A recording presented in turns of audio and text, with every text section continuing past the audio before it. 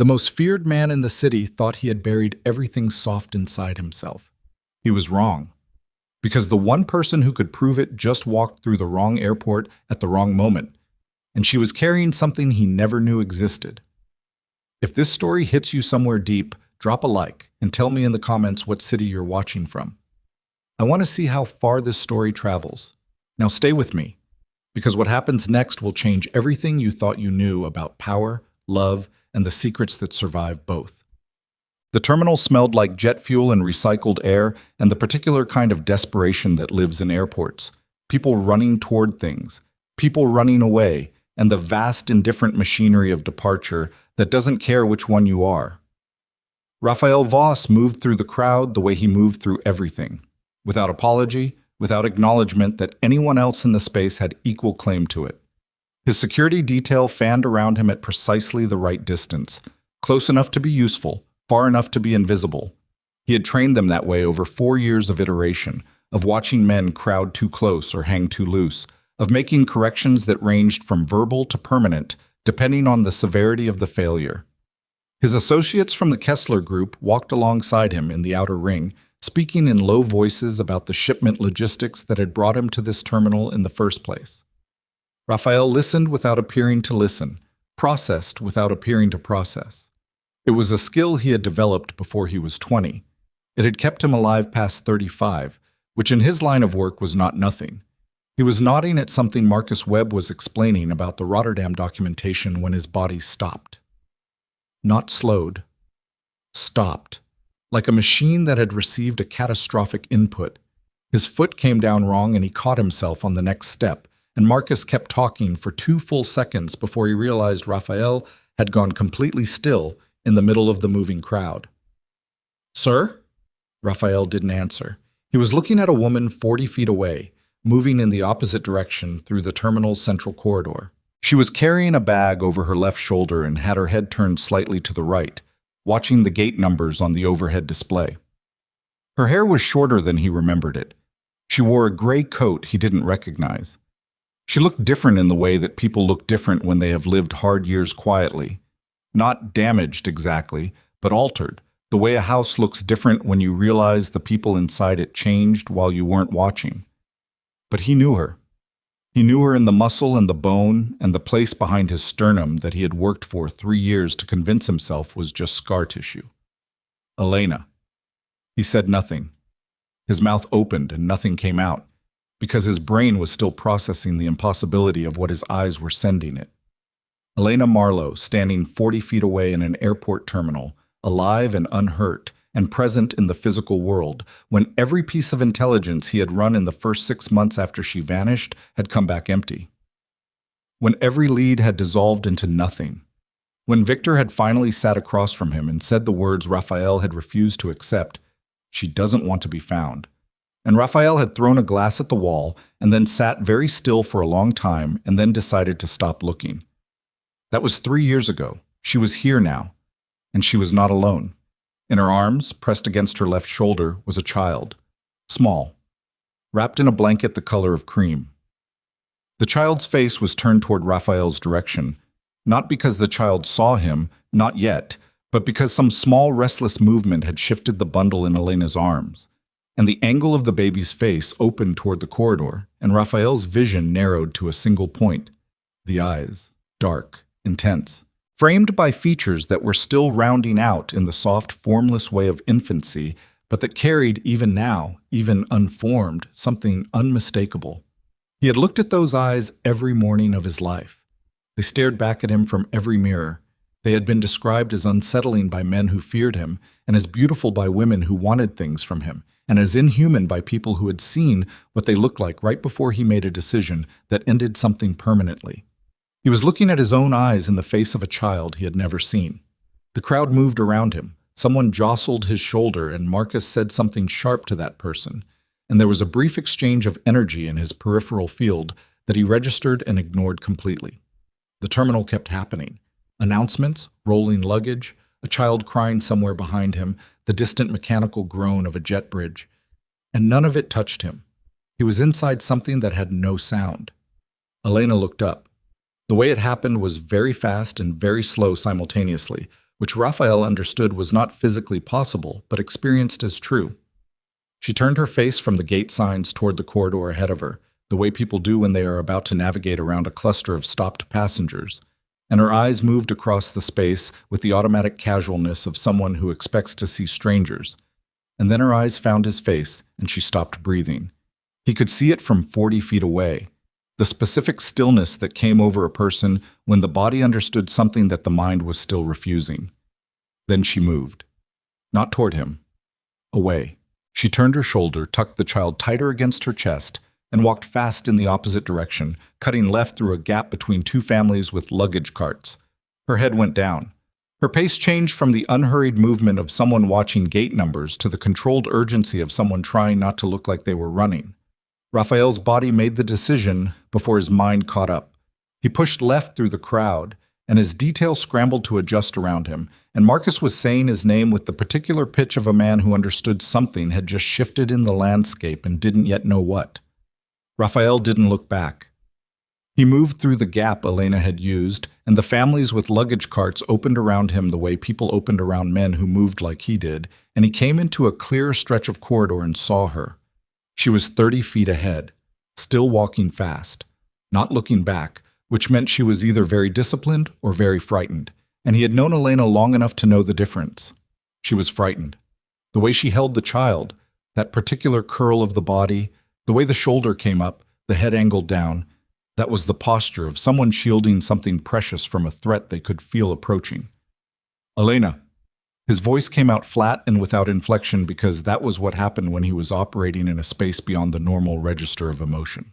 Not cold, blank. The blankness that preceded things. She heard it. He saw her hear it. The faint stutter in her stride. The quarter second where her body wanted to stop and her will overrode it and kept her moving. She cut right toward a set of doors marked with flight information and pushed through them, and Raphael was 15 feet behind her. Victor materialized at his right shoulder from somewhere in the reorganized detail. Boss! Just the word, just the weight of it. Stay here, Raphael said. That's not... Stay here. He pushed through the doors. The corridor on the other side was narrower and less crowded, a secondary connector between gates, the kind of space that felt like the skeleton of the terminal rather than its face.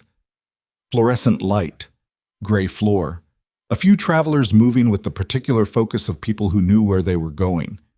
Elena was 20 feet ahead, still moving, and now she looked back. That look, 3 years fell away in it. He saw everything she was.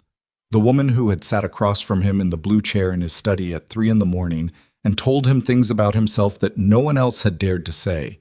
The woman who had laughed at something he'd done with a specific kind of surprised delight that had made him feel, for the first time in his adult life, genuinely seen rather than feared. He saw all of that in the single second her eyes found his over her shoulder, and he saw what was layered over it. Panic, real, animal panic. She ran. Not a flat sprint. She was carrying a child. She couldn't sprint. But she moved as fast as a person could move with a baby pressed against their chest. And she turned the corner at the end of the corridor, and Raphael ran after her, and he felt something that might have been described as irrational, because Raphael Voss did not run after people, and certainly not through airports, and certainly not while his security detail stood confused in a terminal behind him. He turned the corner and nearly collided with an airport employee pushing a cleaning cart, sidestepped, kept moving, and saw Elena stopped. Stopped because she had run out of corridor. A set of secure doors stood ahead, requiring a badge she didn't have. She was backed against the wall beside them, one hand flat on the surface, the child against her chest moving in short, hard breaths. Raphael stopped 6 feet from her. They looked at each other. The sound of the terminal was muffled here. The fluorescent lights buzzed faintly overhead, and somewhere in the sealed space between them was 3 years of every question he had never been able to answer. Elena spoke first. Her voice was quieter than he expected and steadier than he thought a frightened person could make it, and he recognized that steadiness. She had always been able to find a center in herself, even when everything around her was falling. Raphael, don't, he said. She closed her mouth. Don't say my name like you're trying to control the next 60 seconds. You've had 3 years. You don't get to manage this. Her jaw tightened. She shifted the child slightly. A reflexive, protective adjustment that she seemed to make without thinking. This isn't... She stopped, started again. This isn't the place. You made it the place when you ran from me. I didn't know you'd be here. Obviously. The baby made a small sound. Not crying. Something in between sleeping and waking, the kind of sound that belonged to a creature that hadn't yet learned to perform its distress, only to express it. Elena's hand moved to the child's back and pressed gently, and the sound subsided. Raphael watched her do it. He watched the way her body knew the motion. Automatic, practiced, the gesture of someone who had done this thousands of times in the quiet hours that he knew nothing about. 3 years of quiet hours. 3 years of that particular shape of experience accumulating in her without him knowing it existed. His throat felt tight in a way he had no practice with. "How old?" he said. She looked at him. "How old is the child?" Silence. The buzzing light, her hand still pressed against the small back. "Elena, 14 months." The math was not complicated. Raphael had done arithmetic under pressure in situations that actually required the skill. He did it now in the 3 seconds following her answer, and the result came back clean and certain, the way results did when the inputs were simple. 14 months. 3 years since she left, minus 14 months of a child's life, minus 9 months before that. The number left behind was not large. It was in fact very small. "Is that mine?" The words came out without inflection because he had nothing left in him to put behind them. He was not asking rhetorically. He was not asking to frighten her. He was asking because his entire body was waiting for the answer with a kind of suspended urgency that he had never felt before any negotiation, any confrontation, any moment of professional violence that he could recall. Elena's eyes were wet. She had not cried. The tears hadn't fallen. But they were there, backed up against the lower lid, held in place by whatever it was inside her that kept finding the center. She said nothing for a long time. Then she said, "Yes." Unbound. Raphael left the airport. He walked back through the secondary corridor and through the main terminal and past Victor, who read his face and said nothing, and out through the glass doors and into the loading zone where the car was waiting, and he got in and sat in the back seat and looked at nothing for a long time. Victor got in the passenger seat. Marcus and the other two positioned in the follow car. The driver waited. "Drive," Raphael said. They drove. The city came up around them. The specific gray gold of late afternoon, buildings sliding past the tinted windows, traffic, a delivery truck blocking the left lane that the driver navigated around without being told. Raphael watched none of it. He was watching something internal, something that had no geography. Victor, after 11 minutes of silence, Raphael knew because he counted them without meaning to, turned in his seat. "You going to tell me what happened back there?" "No." A pause. "Okay." "She was there." "Elena." "Yes." Victor was quiet for a moment. "And?" "She had a child with her." The car moved through an intersection. The light above them cycled through yellow. "How old?" Victor said. 14 months. Victor did the same math Raphael had done and arrived at the same answer, because Victor was not a slow man. He made a sound in the back of his throat. Not quite a word, not quite a reaction, something acknowledging. "Do you know for certain?" "She told me." "She told you?" "She told me yes." The city continued. A woman on a corner, waiting for a bus, not looking at the car. A dog on a leash ahead of its owner, nose to the pavement. Small, separate lives. Raphael watched them through the glass and felt something he couldn't name pressing against the inside of his chest. He had held dangerous things before. He had held power and leverage, and the particular terrible weight of knowing something about someone that they didn't know he knew. He had never in his life held the weight of knowing he had a child who had existed for 14 months without him. 14 months of breathing and eating and learning the basic mechanics of being alive. 14 months of whoever Elena had become in the quiet, holding the thing they had made together and raising it in whatever shape a life like that took when it was built in hiding. His son. He hadn't said the word yet. It sat in him like a foreign object, something the body hadn't yet decided how to incorporate. "I need everything you can find," he told Victor. "Where she's been, where she's living. Who knows about this? How fast?" "Yesterday." Victor nodded and turned back toward the front. Raphael looked at his own hands in his lap. The knuckles, the scar on his right index finger from something that had happened when he was 23 in a warehouse in the Port District. He had lived in his body for 35 years and used it as a tool and protected it as an asset, and had never in those 35 years looked at it and thought about what it might pass on to someone else, what it might make, what eyes it might transmit, those eyes in the baby's face. He pressed his thumb hard against the scar until he felt the pressure in the bone. He would find her. The search took 11 days. Raphael understood patience in the abstract. He had won things through patience that couldn't be won through force, had waited out partners, rivals, government scrutiny, men who thought time was on their side until they discovered it wasn't. But this patience was a different animal.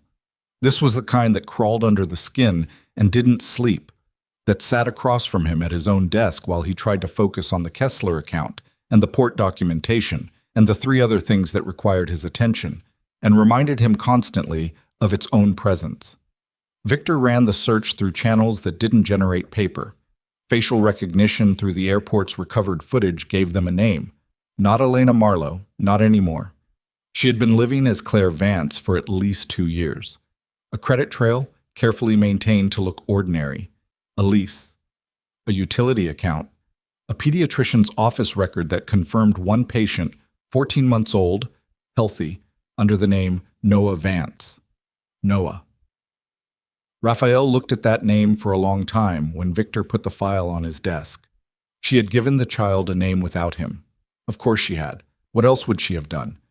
But the particularity of it, the name chosen, existing in the world, attached to a person who was half his, moved through him with a specific quality of strangeness he had no framework for. He sat with the file for 2 hours. Then he closed it and told Victor to arrange transportation.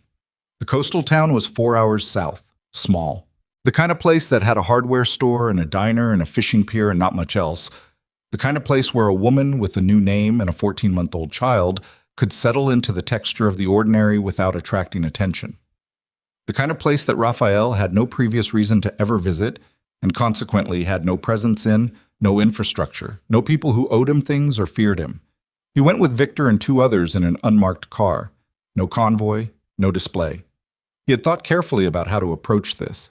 He had run several versions of it in his mind during the drive, but the controlled version, where he arrived, stated what he knew, asked the questions he needed answered, and listened without escalating. He had run that version sincerely and with real intention to execute it. He had also understood, somewhere underneath the intention, that he was likely not going to be able to execute it. 3 years and a child and those eyes. He was not going to be controlled about this. She was in the back garden of a small rented house on a quiet residential street 2 blocks from the water. He could smell the ocean from the car when they parked. The house had a wooden fence along the back, weathered gray, the kind of fence that had been repainted once and was overdue for a second time. A garden beyond it, not elaborate, just a stretch of grass with some container plants along the edge. The kind of garden a person made when they wanted something living around them, but didn't have time to tend anything ambitious. Victor and the others stayed with the car. Raphael walked to the gate at the side of the house and opened it, and went through. Elena was on her knees in the grass, placing something in the soil of one of the containers. A trowel, a small plant in a plastic pot beside her. She had her back to him, and she didn't hear the gate because of the sound the ocean made behind the houses, the low, constant white noise of it, and Raphael stood 4 feet inside the fence and watched her for a moment before she became aware of him. He wasn't sure what he was looking for in that moment of watching, something to make it easier or harder, something to confirm or deny the feeling that had been living in him for 11 days. He found neither. He found only the specific, ordinary weight of her. A woman in the garden of a house she rented under a name that wasn't hers, putting a plant in soil, not knowing he was there. She turned, registered him, and went completely still. The trowel was still in her hand. She didn't drop it. He noticed that The way she held on to the tool even after seeing him. The way her hand tightened around it rather than releasing it. Not as a weapon, as an anchor. Raphael. Her voice was flat, not frightened the way she'd been in the airport. Something harder than fear. Something that had been living on the other side of fear long enough to calcify. Elena. She stood up slowly, the way a person stands when they have decided not to rush anything. She was wearing jeans and a shirt with dirt on the knee from where she'd been working.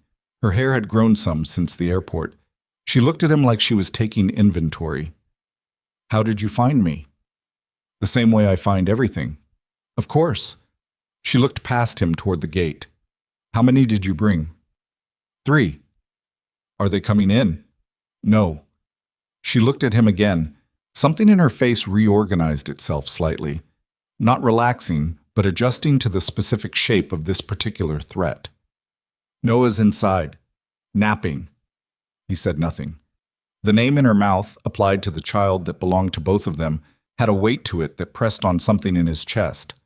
I'm not going to have this conversation while he might wake up and... Then talk fast, Raphael said, her jaw set. That's not how this works. You want to tell me how this works? His voice came out very quiet.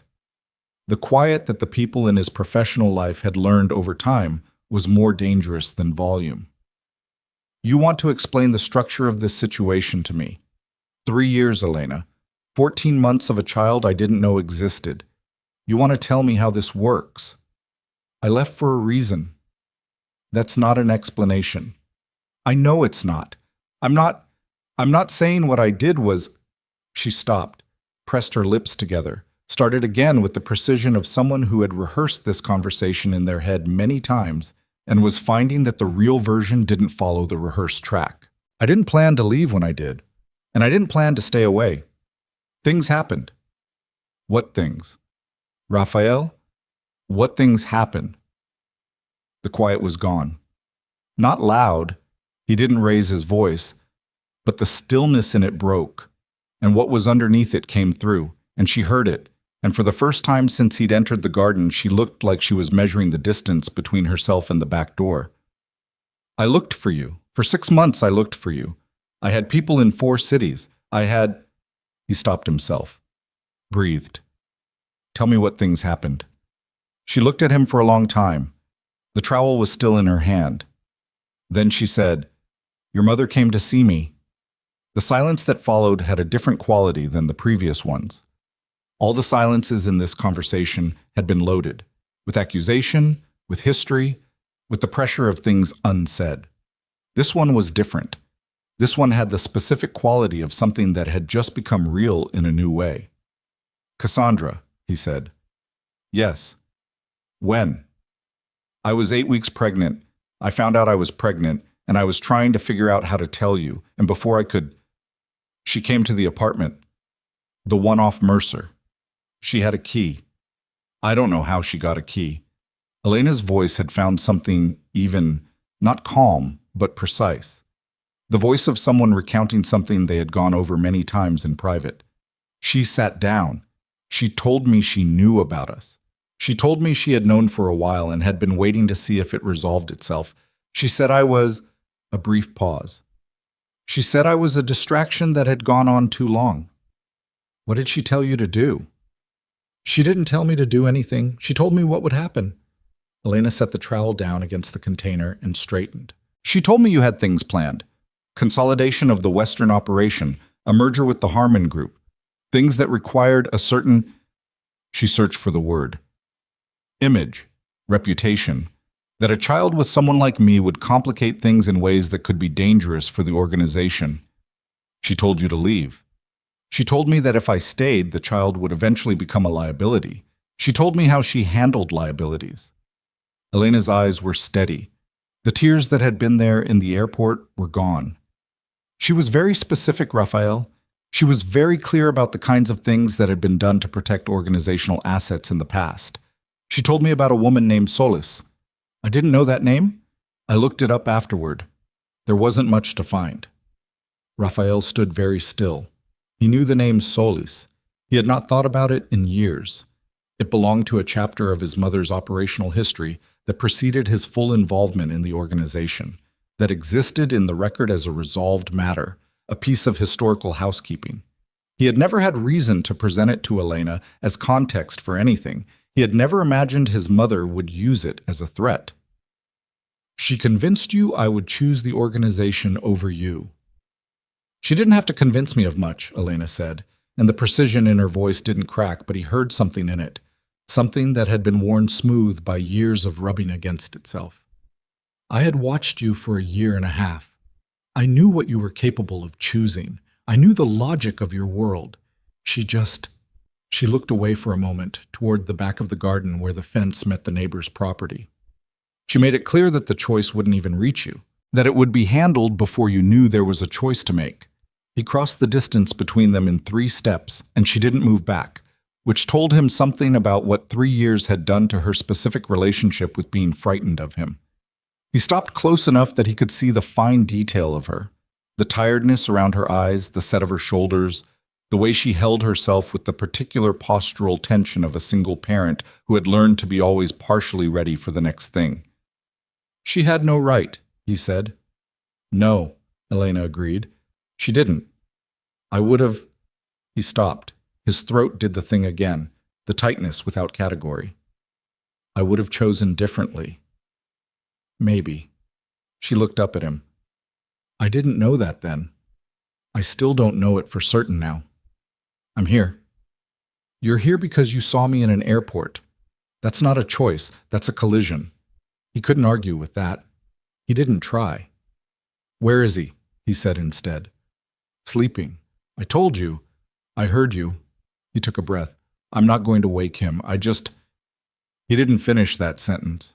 There was no clean way to finish it. He just needed to know the child was in the building, in proximity, real in a way that the photograph in Victor's file and the name on the pediatric record were not yet real. Elena watched him. Something moved across her face. Not softening exactly, more like a recognition, something seen that she hadn't expected to see. Come inside, she said. Masked. The house was small and carefully arranged. Not poor, she had enough clearly, though he didn't yet know how she had managed it, but modest in the way that things were when a person was building security rather than comfort. Everything had a place. The kitchen was clean with the thoroughness of someone who needed the surfaces clear to think. On the counter, a coffee mug, a small stack of books, a jar of the pureed food that infants ate that he recognized from no personal experience but from the absolute otherness of it in this kitchen, in this context, as belonging to a different kind of life than his own. She led him through to the living room and pointed at the monitor on the side table, a baby monitor, small screen, and on the screen the static image of a crib in a dim room, and in the crib a child sleeping. Raphael looked at the screen. He looked at it for a long time. The child was on his back, one arm flung out to the side, the characteristic total commitment sleep of someone who had not yet learned to be guarded even in unconsciousness. Dark hair. Even in the gray resolution of the monitor screen, something about the set of the features was legible to him in a way that went beyond reason or assessment. He looked at his son sleeping on a small screen in a house 4 hours south of everything he had built and run and defended for 15 years, and the thing in his chest that had been pressing outward since the airport pressed harder, and he put one hand on the side table and leaned on it for a moment because his balance had done something unexpected. Sit down, Elena said from behind him. Not gentle, just practical. He sat. She sat across from him, in a chair angled toward the couch. The space between them was small in a room this size. She put her hands in her lap and looked at him with the steady regard of a woman who had decided at some point to stop being afraid of him specifically, even if she hadn't stopped being afraid of the situation in general. What are you going to do? She said. I don't know yet. That's not a reassuring answer. I'm aware. She looked at him. I need to know that you're not going to... She paused, chose words with the care of someone picking their way across uncertain ground. I need to know that what you do next isn't going to make things more dangerous for him. He's mine, Raphael said. Nothing I do is going to make things more dangerous for him. That's exactly what worries me, Elena said, because everything around you is dangerous. Every person who knows your name and wants something from you or wants to hurt you is now. She stopped herself, pressed her hands together in her lap. He's 14 months old, Raphael. He doesn't know what the world is yet, and the world you operate in. I know what the world I operate in looks like. Do you? She wasn't being rhetorical. She was asking genuinely, and the genuineness of it, the lack of performance in it, was worse than an accusation would have been, because I lived in it for a year and a half, and I watched what it did to the people around it. I watched what it did to you. He had no clean answer for that. I'm not asking you to disappear, she said. I know that's not something you can do. I'm asking you to tell me honestly what you're planning, so that I can make decisions about what comes next. For him. She glanced at the monitor. The child hadn't moved. He's asleep right now, and he doesn't know you're here. He doesn't know you exist. And I have to decide what that knowledge is going to cost him. The word cost sat in the air between them. Raphael looked at the monitor, at the sleeping shape of the child in the gray-lit room. He thought about Cassandra. He thought about the woman named Solus, whose name existed in a record he had never examined closely because he had never needed to, and who had apparently been used as a cautionary example in a conversation he had not been present for. He thought about 3 years of nights in the study at 3 a.m. and the blue chair that was still there, that he had never moved, that he had occasionally caught himself looking at with a specific and useless feeling he had no name for. He thought about those eyes in the airport. I'm going to handle my mother, he said. Elena went still. And after that, he said, I'm going to need to meet my son. She looked at him for a long time. The monitor hummed softly on the table. Outside, the ocean made its low, indifferent sound against the shore. You said handle, she said. Yes. What does that mean? He looked at her. It means she's not going to be in a position to threaten you or him again. She absorbed this. Her face was very careful. And what does that cost you? He was quiet for a moment. More than she knows. The words were not large. He didn't make them large, but something in the room shifted when he said them. Something in the quality of the space between them. The way two people occupy the same air when they are deciding whether to trust each other again after the kind of damage that had been done here. Elena reached up and pressed her hand briefly to her own mouth. Not crying, something before crying. Something that lived in the body before the body decided how to process it. She told me you would choose the organization, she said. Every time. That's what she said. That when it came to anything versus the organization won. She said that was what she had built in you. She built a lot of things in me, Raphael said. Some of them she doesn't get to keep. The monitor shifted. On the small screen, the child moved, rolled slightly, one arm repositioning, the committed sleep interrupted briefly by some internal signal that resolved itself in a new position. The small face turned slightly toward the camera. Those eyes, closed now. Resting in the face of someone who didn't yet know he was in the middle of something. Raphael watched the screen until the child settled again. What's he like? He said. Elena was quiet for a moment. Then, with the specific reluctant care of someone offering something precious to uncertain hands, stubborn. Even at 14 months, when he decides something is going to happen, it happens. A pause. He laughs at things that aren't funny, things that are funny to him at least. I can't always tell what the logic is. Another pause. He has your eyes, obviously, and the way you go still when you're thinking. He does that. He just goes completely still, like the entire operating system is focused on one thing. Raphael said nothing. He was full of something that had no outlet. He's healthy, Elena added. In case, I want you to know that. He's healthy and he's developing normally and She stopped. He's wonderful, she said, with the directness of someone stating a fact rather than performing a sentiment. He's a wonderful person, even at 14 months. You can already tell. But the weight of that landed in Raphael's chest and stayed there. He stood up. Not because the conversation was over. It was not over. It was barely begun. But because he needed to move, needed to reorganize the physical space of himself around what was happening in him. I'll come back, he said, when I've handled things. How long? I don't know. A week, maybe 2. She looked up at him from the chair. And if I decide I don't want you to come back, he looked at her for a moment. That's not something I'm able to offer you. Her jaw tightened. You can't just... He's mine, Raphael said. I understand why you left. I understand what you were told, and I understand that from where you were standing, it made sense. But he exists. He's here. He's 14 months old, and I've missed every one of those months, and I am not going to... He stopped himself, brought the volume back down. I am not going to be absent from his life. I can discuss what that looks like. I am not going to discuss whether. She held his gaze, didn't look away.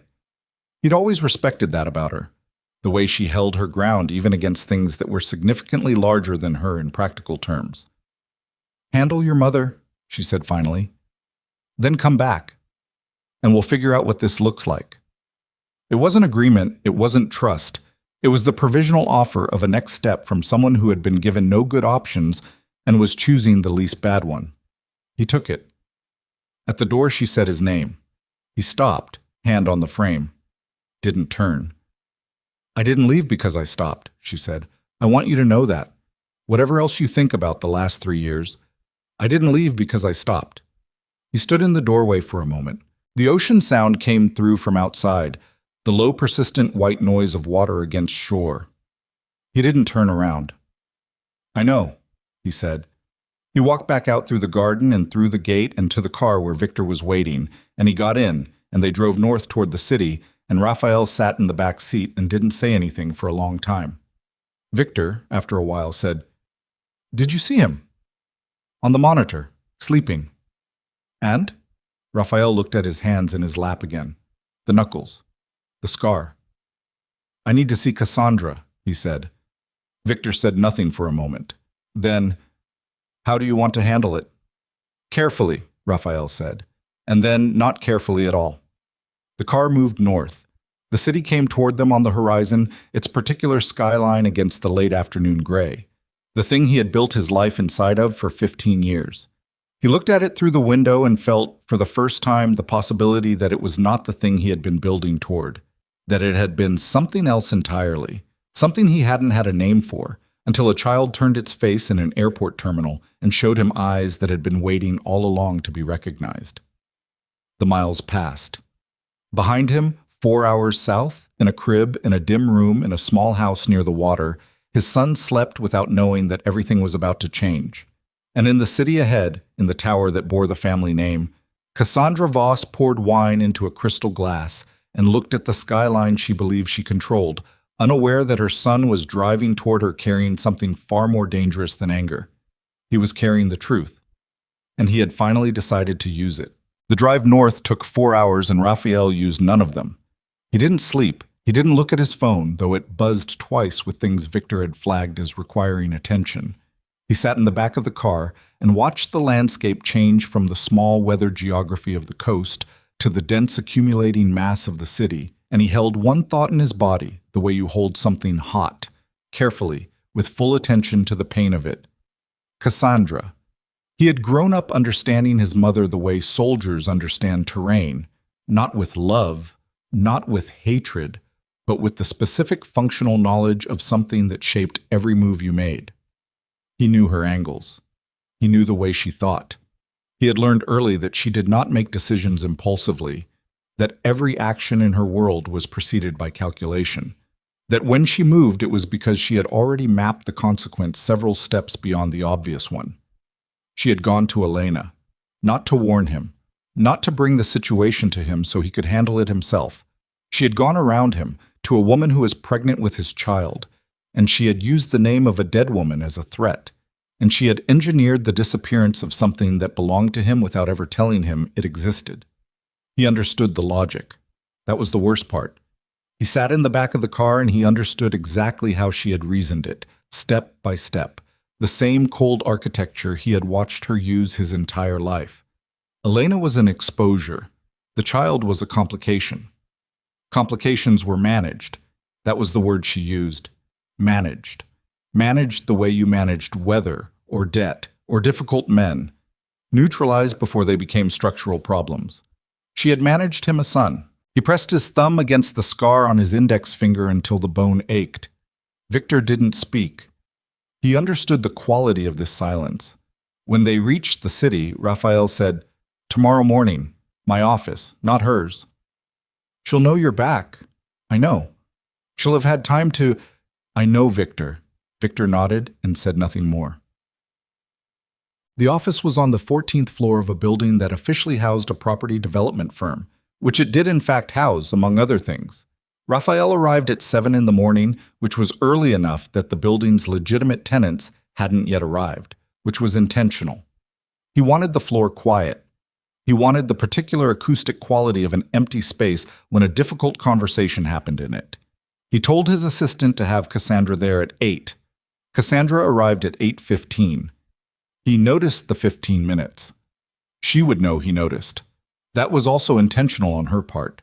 A small recalibration of the meeting's power geometry. A reminder that she came on her own schedule. He had watched her do this to other people his entire life. He had never, until now, been one of them. She came through the door in a charcoal suit, her hair pinned with the severity she preferred, the kind of put-together that communicated that she had been awake for hours and had used them productively. She was 61 and looked 53, which was not an accident.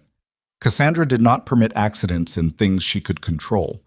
She sat in the chair across from his desk without being invited to sit, crossed her legs, and looked at him with the expression she used for difficult meetings. Present, attentive, and completely without vulnerability. "You're back earlier than expected," she said. "The coastal trip was brief." A pause of approximately 1 second. "I wasn't aware of a coastal trip." "No," Raphael said. "You weren't." She waited. Her stillness was different from his. Where his stillness came from something interior, from the absolute focus of everything on one point, hers was performed. It was a tool. He had watched her use it on men who unraveled in the face of silence, who filled the space with explanations that cost them. He did not fill the space. She spoke first. "Is there something specific on the agenda?" "Elena Marlowe." The name landed. He watched for the register, the small, involuntary thing that happened in even the most disciplined faces when something unexpected arrived. He saw it.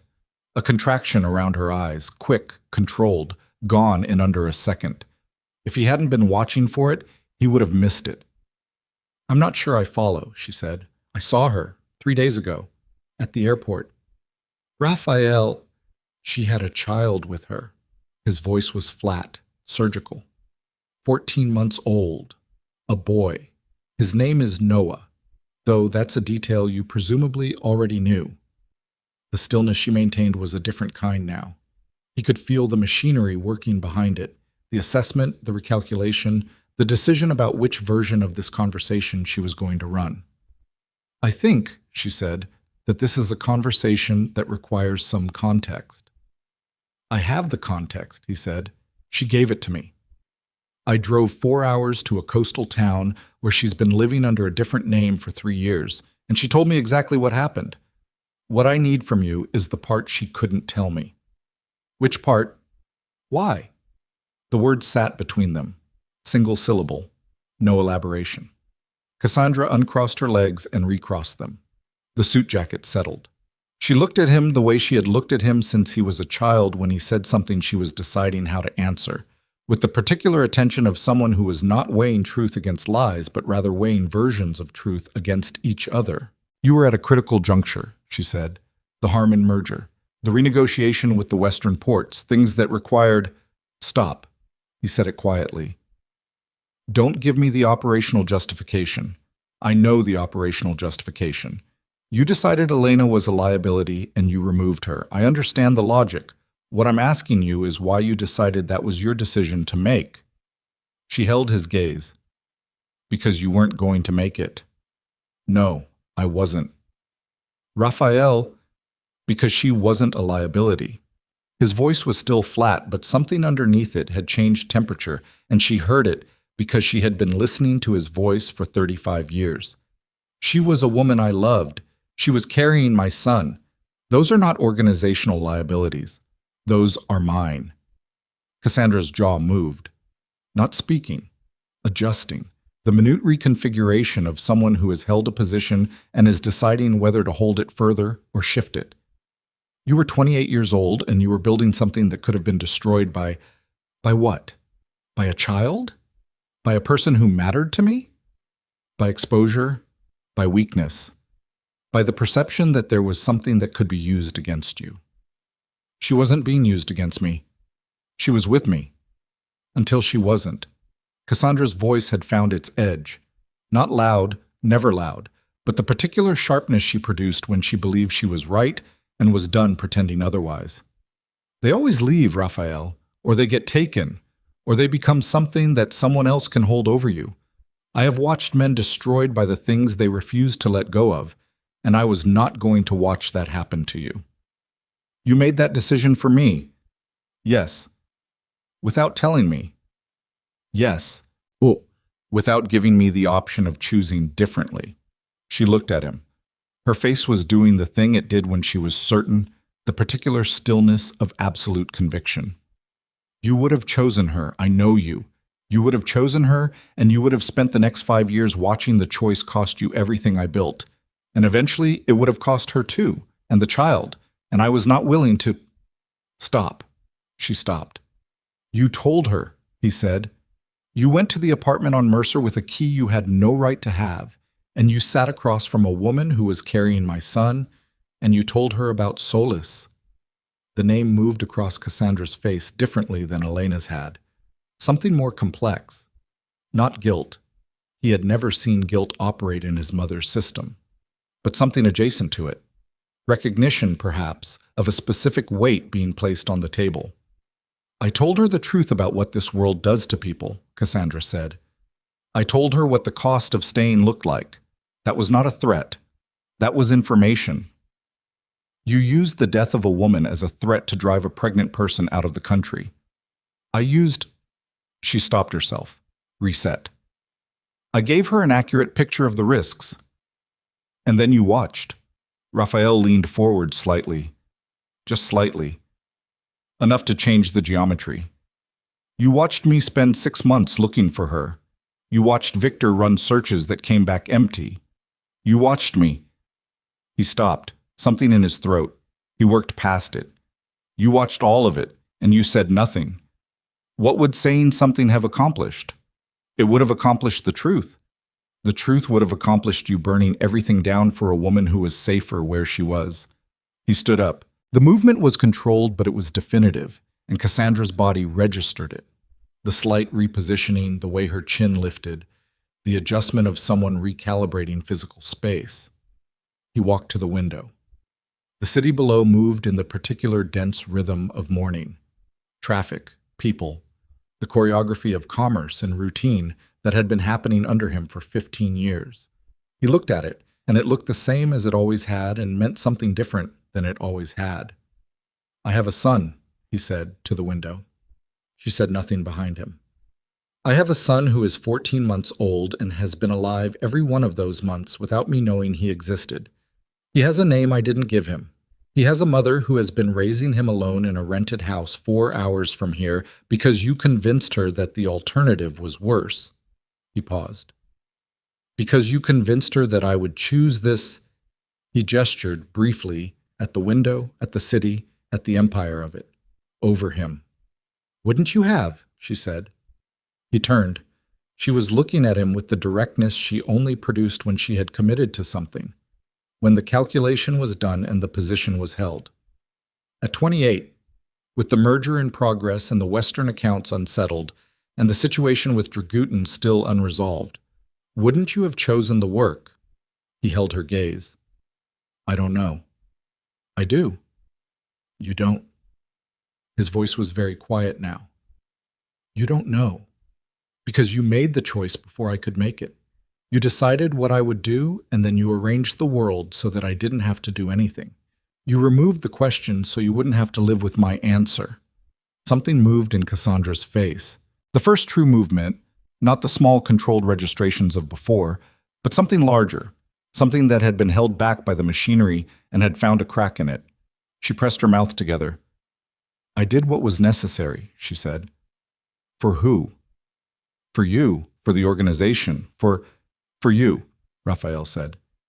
Because you have spent 40 years building something, and you are not going to let a woman and a child and whatever I might have felt about them threaten the structure of it. That's the truth, Mother. You can dress it in whatever language you want, but that is the center of it. She stood. Not quickly, with the deliberateness of someone who was choosing to stand, who wanted the choice to be visible. She smoothed the front of her jacket. She looked at him with an expression he had seen before, one she used when a meeting had arrived at its terminal point. You're upset, she said. That's understandable, but when you've had time to— I'm going back to them, he said. She stopped. I'm going back to Elena and to Noah, and I'm going to be present in their lives, and I'm going to do whatever that requires. If that means changes to the organization, those changes will happen. If that means restructuring how things operate, they will be restructured. Raphael. Her voice had changed. The boardroom edge was gone. Something older was underneath it. Something that, in another family and another life, might have been called maternal. You don't understand what you're risking. I understand exactly what I'm risking. The Harmon Group will see instability. Dragutin has been waiting for a— Let him wait. You can't simply— I'm not asking your permission. He crossed back toward the desk, and she held her ground, but the ground was smaller than it had been. I'm telling you what is going to happen, and I'm telling you something else. He stopped close enough that the conversation was between them and nothing else. What you did to Elena, what you threatened her with, that's done. There is no version of what comes next where that is permitted to continue. If I find out that you've made any contact with her, with Noah, with anyone connected to them, that is a line. You understand what I mean when I say that. Cassandra looked at him for a long time. Her face had gone to something he hadn't seen on it before, or hadn't seen and recognized before. Something that might have been, underneath everything she had built over 61 years, the face of a woman who had just understood that she had miscalculated something fundamental. He's my grandson, she said, quietly. The first quiet thing she had said. He is, Raphael said, and what you do with that is your decision, but it happens on my terms, not yours. She picked up her bag from beside the chair. She moved to the door. At the door she turned. You think love makes you stronger, she said. I thought that once. He said nothing. It doesn't make you stronger, Raphael. It makes you a different kind of target. She left. The door closed with a sound that was almost nothing, the small mechanical click of a latch engaging, and Raphael stood in the empty office and listened to the building settle around him and breathed through the thing in his chest that had no clean name. Victor was in the outer room. He came in without being called, which meant he had been listening to enough to know when the conversation was over. He sat down across from the desk with the ease of a man who had been in difficult rooms with Raphael Voss for a long time and had learned which silences required response and which required only presence. She's going to move, Victor said. Yes. You gave her time to move, telling her directly, I know. She's going to cut. Victor. Raphael sat down, pressed his hands flat on the desk, looked at them. I know what she's going to do. I need you to get ahead of it. How far ahead? As far as you can. He paused. I need eyes on the Harmon channel. If she reaches out to them in the next 72 hours, I need to know immediately. Dragutin? Same. He paused again. And I need someone on the house, the coastal house. Quiet. Elena can't know about it, but I need someone there. Victor looked at him. You think she'd move against them? I think I just told her that her position in this organization is conditional on my terms for the first time in the history of this organization. I think she is a woman who has spent 40 years ensuring that no position she held was conditional on anyone's terms but her own. He paused. I think I don't know exactly what she'll do, and that's the problem.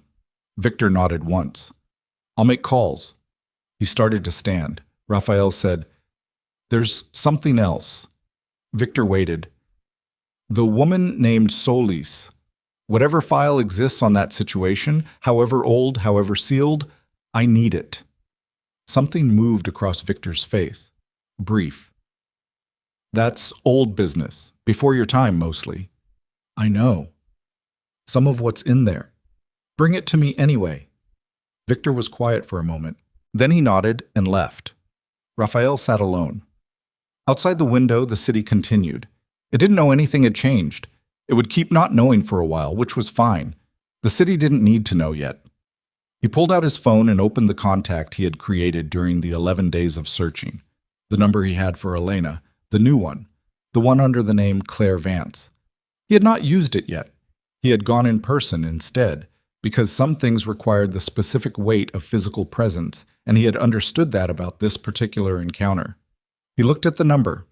He put the phone down. He thought about Noah in the crib on the monitor screen, the arm flung out, the total committed sleep, the dark hair that he recognized and the features that were still becoming whatever they were going to be, and the eyes that were already exactly what they were going to be. He thought about Elena in the garden, trowel in her hand, not dropping it even after she saw him. He thought about what Cassandra had said on her way out the door, and about the name Solus, and about the particular quality of his mother's face when she'd said, "He's my grandson," in that quiet voice. The first quiet thing. The first thing that didn't have the structure of the boardroom in it. He thought about what it meant that she had gone to Elena with a key she wasn't supposed to have, and had known about the pregnancy before Elena had found a way to tell him, which meant she had known about Elena in ways that Raphael had not known she knew, which meant she had been watching, not just since the beginning of the Harmon situation, before that. She had been watching Elena the way she watched everything that entered her son's orbit, with the systematic thoroughness of a woman who managed assets and liabilities on a continuous basis, who had a category for things that mattered to people she needed to control, who had been assessing the Elena situation long before Elena became pregnant. The thought arrived with the cold clarity of something that should have been obvious sooner. His phone buzzed. Victor, a text. Harmon's assistant called Cassandra's office 20 minutes ago. Her people took the call. 20 minutes ago. She had left the building and made a call before she reached the elevator. Raphael stared at the text. He had given her the truth, and she had weaponized it before the door finished closing. He picked up the phone and called Victor directly. Where is she now? Car, heading toward her building. Get me the Harmon contact. Direct, not through her channel. You're going to call Harmon yourself. Yes. A pause. That burns the way things have been structured. I know. If she finds out you went around her, she's already moving against me, Victor. I just didn't know it until this morning. He stood. Get me the number. He moved to the window again. The city below, unchanged. The same machinery, the same motion, the same accumulated weight of everything he had spent 15 years building inside it. He thought of Noah asleep. He thought of Elena saying, "Handle your mother," with the flatness of someone making a conditional agreement they weren't sure they believed in yet. He thought of Cassandra's final words. It makes you a different kind of target. And the strange thing was, she was right, and he had already known it when she said it, and it had not changed anything. His phone buzzed again. Victor with the number. He looked at it. Outside, somewhere in the city, Cassandra was in a car making calculations. In 4 hours south of here, Elena was in a small house near the water, not knowing that the meeting he'd just had was already generating consequences she hadn't anticipated. And somewhere in that house, in a dim room, a 14-month-old boy was either still sleeping or waking into a morning that looked the same as every other morning he had lived, because he was too young to know that mornings could change. Raphael dialed the Harmon number. It rang twice. When it picked up, he said his name, and he heard the sharp intake of breath on the other end. The recognition, the sudden recalculation of what this call meant. The particular quality of a man understanding that the architecture of the arrangement he was in had just shifted in ways he hadn't been told about. "We need to talk," Raphael said, "without intermediaries. Tonight." A pause. "Mr. Voss, Your mother typically handles—" "My mother," Raphael said, "is not handling this." The silence on the other end had the density of a man making a very fast decision about which way to fall. "Tonight," Raphael said again. "My office, 9 o'clock. He ended the call. He stood at the window for a moment longer, the phone still in his hand, the city still doing what cities did, and he felt the shape of what he had just set in motion. Not one thing, but several, radiating outward from a single decision the way consequences always did. And somewhere in the radius of those consequences was a woman in a garden and a child in a crib and a mother in a car who had already decided what came next. He had until 9 o'clock to decide what came next first. His phone rang. Not Victor. Not Harmon. A number he didn't recognize. Coastal area code. And his chest did something involuntary before his brain caught up. He answered. Elena's voice came through flat and controlled, and underneath the control, something that sounded like the beginning of a very specific kind of fear. "Someone is outside the house," she said. "A car. It's been there for 40 minutes. Raphael, I have Noah here, and there is a car outside my house that wasn't there this morning, and I need to know right now if that's yours." "That's mine," Raphael said. "Pull back," he told Victor immediately after. "Tell them to move now. 3 blocks minimum." A pause on Elena's end. He could hear her breathing, fast, controlled, the specific rhythm of someone who had been managing fear for long enough that they knew how to keep it functional. "You put surveillance on my house," she said. "I put protection on your house. Without telling me. I was going to shit. Without telling me, Raphael." The fear had converted, the way it did in people with backbone, into something harder and hotter. "I have been hiding for 3 years specifically so that no one knows where I am. And you had someone sitting outside my house. Cassandra moved the second she left my office. I needed someone there." Silence. The specific silence of someone absorbing information and reconfiguring around it. "You told her." "Yes." "You told her, and she moved immediately." "Yes." Another silence. Longer. He could hear in it the particular quality of a person reassessing the terms of an agreement they had only just made. "The car," Elena said. "Is it gone?" He looked at Victor, who nodded, phone to his ear. "It's moving," Raphael said. "Give it 30 seconds." He heard her go to a window, heard the sound of the house. Quiet. The low ambient sound of a space where a small child lived. Some object being moved somewhere. A door. Then, "Okay, it's gone." "Elena, don't." Her voice had gone flat. "I need a minute." He gave her the minute. He stood at his office window and watched the city and gave her the minute. "You need to tell me," she said finally, exactly what she said. Every word. "Because if she's moving, I need to understand what I'm dealing with." She called Harmon before she was out of the building. A breath, sharp. "Harmon, the merger. She's using the organization to push back. She's going to try to make me look unstable, create pressure through the financial channels." That's internal to your world, Raphael. What does that mean for Noah?" He was quiet for a moment. "I don't know yet." "That is not an acceptable answer." "I know. He's 14 months old." Her voice cracked on it. Not broke, cracked. The specific sound of something under enormous pressure finding a hairline fracture. He cannot be in the middle of whatever this is. He won't be. You cannot promise that. "I'm promising it anyway." She was quiet. He heard her move. The sound of her footsteps on the floor, the creak of a door, and then a change in the acoustic quality that meant she was in the room with Noah, checking the automatic movement of a parent toward the thing they were protecting. "I'm coming down," he said. "Raphael, not tonight, tomorrow morning. I have a meeting tonight that I need to get ahead of this. Tomorrow morning, early, and we are going to sit down, and you are going to tell me everything about the last 3 years, and I am going to tell you everything about what happened in that office today, and then we are going to figure out what comes next." A long pause. "Bring Victor," she said. "I want someone else in the room." He understood why. He didn't argue. "Okay?" He ended the call and stood with the phone in his hand and breathed for a moment, and then he turned to the desk and started working because there was nothing left but the work and the 9 o'clock meeting and the next 12 hours that would determine what shape everything after them took. Harmon came at 9:15 instead of 9. It was the same power geometry move Cassandra had used that morning, the same 14-minute message, and Raphael noted it with the flat attention he gave to everything that was intended to communicate something about the relative weight of people in a room. He let Harmon sit in the outer office for 4 minutes before having him brought in, which communicated the response.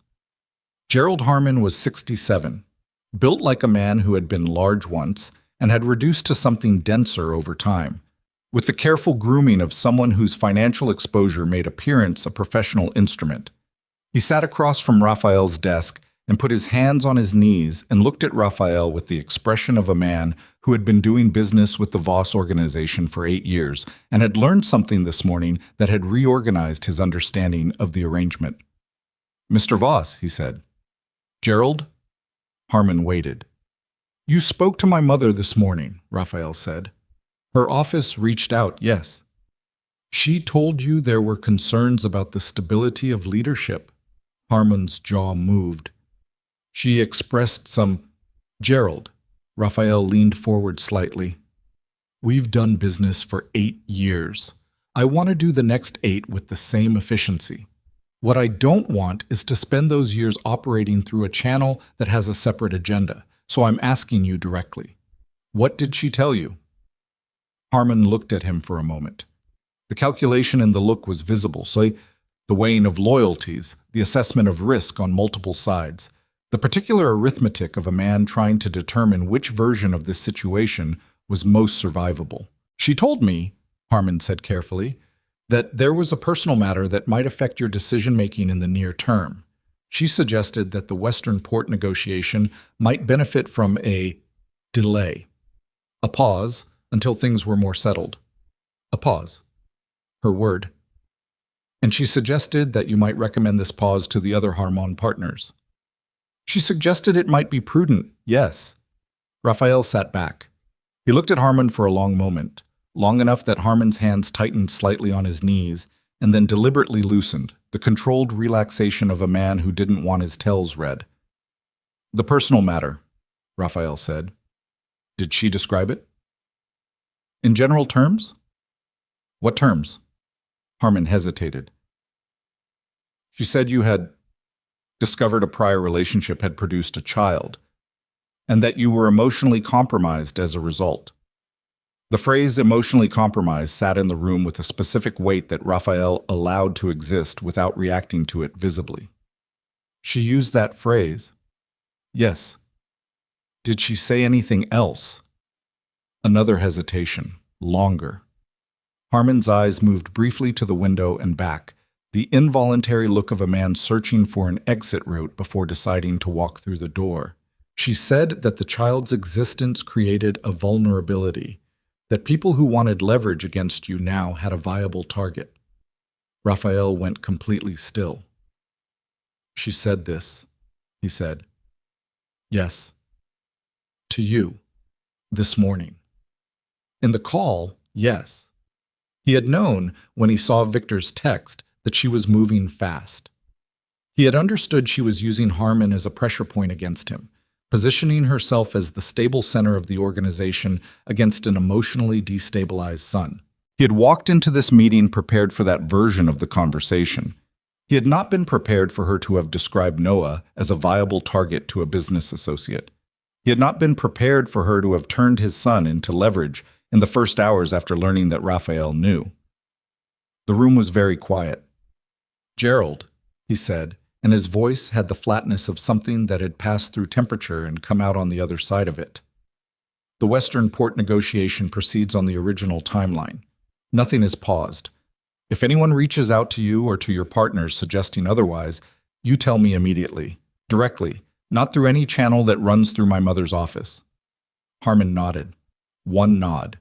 The nod of a man who had just determined which side of this he was standing on and wanted to make it visible. "Understood." "Good." Raphael stood. "We're done for tonight." Harmon stood, collected himself, and left with the efficiency of a man who is grateful to be leaving. When the outer door closed, Victor came in from the side entrance. "You heard," Raphael said. "I heard. She told Harmon that Noah was a viable target for leverage." "I know." "She didn't say it as a threat against me." He moved to the window. "She said it as a description of reality, as an observation. He paused. That's worse. Yes, Victor said. It means she's already thought about who else might come to that same conclusion. Who else in the landscape might see the child and see an angle? He pressed his fingers against the cold glass. It means she's been thinking about this longer than today. Victor was quiet for a moment, then, the Solis file came in while you were with Harmon. Raphael turned. It's not short. When is it ever? Victor set a drive on the desk.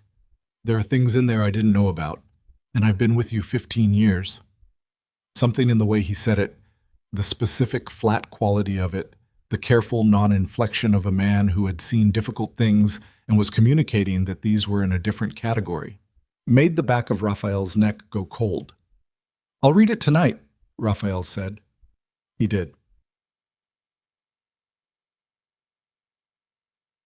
It took him 3 hours. He sat in the study, the room with the blue chair that he had never moved, and he read the file on the drive, and by the end of the first hour he understood why Victor had said what he'd said in the way he'd said it. By the end of the second hour he understood something about his mother that reorganized the entire architecture of everything he thought he had known about the organization and about her and about himself inside both of those things.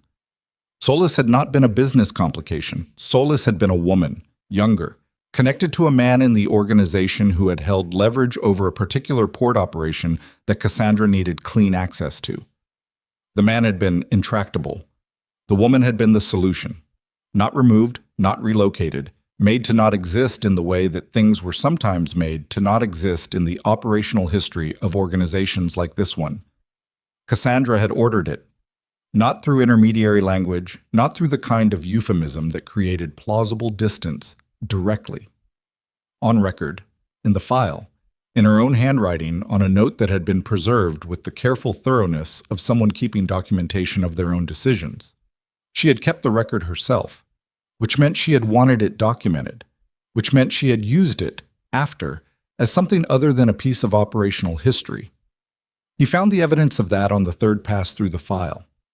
Cross-referencing with 2 other situations, both involving women connected to men in the organization who had become inconvenient. Both resolved the same way. Both documented in the same handwriting, in the same format, preserved in the same archive. A pattern. A tool. Used at least 3 times that the file recorded, possibly more that it didn't. She had shown Elena the file. She had shown Elena a woman's name and said, "This is what happens," and Elena had believed it and left. And Raphael had spent 3 years not knowing his son existed.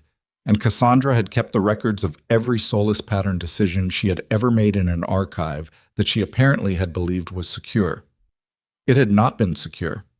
Victor had gotten into it in 1 day, which meant other people could get into it, which meant it existed as liability in ways that Cassandra, for all her calculation, had apparently decided to accept, because the value of having the documentation available to use outweighed the risk of its existence. He sat in the blue chair with the file closed on the table beside him and looked at the middle distance for a long time. He thought about Elena in the apartment on Mercer, 8 weeks pregnant, a woman he loved sitting across from his mother being shown documentation of what happened to women who became inconvenient, being told in the specific language of someone who kept records of their own actions that this was the alternative. He thought about what it had taken for Elena to run, what it had taken for her to take nothing and go somewhere she had no roots and build a life in the shape of a woman named Claire Vance, 4 hours from everything she knew, for 3 years alone. He thought about what it had taken to do that while pregnant. He stood up. He went to the window in the study and stood in the dark and looked at nothing. Then he went back to the desk and called Victor. "The Solis file," he said when Victor picked up. "The pattern. I saw it. How many people know this exists? Before tonight, Cassandra, whatever legal exposure she was managing internally. Possibly 2 or 3 operational people who were involved at the time and who are either still loyal to her or no longer a factor. And now, you, me. Is there legal exposure from my side? Depends what you do with it. I'm going to use it." Victor was quiet for a moment. "Against her." "Yes. That's..." A pause. "That's walking into a courtroom, Raphael. If this goes to outside parties, I'm not going to outside parties. I'm going to her. He paused. Tomorrow morning, I'm going to Elena's first. Tomorrow evening, I'm going to Cassandra. And I'm going to tell her what I found, and I'm going to make it clear that the documentation goes somewhere she doesn't want it to go if she makes another move. Toward Harmon, toward Noah, toward anything I care about. She'll call it a bluff. It's not a bluff. Another pause, longer. Raphael. Victor's voice had the specific weight of a man who was about to say something he had been holding. If you burn this, if you actually use this against her, you understand that she will not. She is not the kind of person who accepts that position. She will find something equivalent. She has been building ammunition against everyone who has ever been able to threaten her for 40 years. She has... He stopped. I need to tell you something. Raphael went still. I found something else on the drive while I was looking for the Solis material.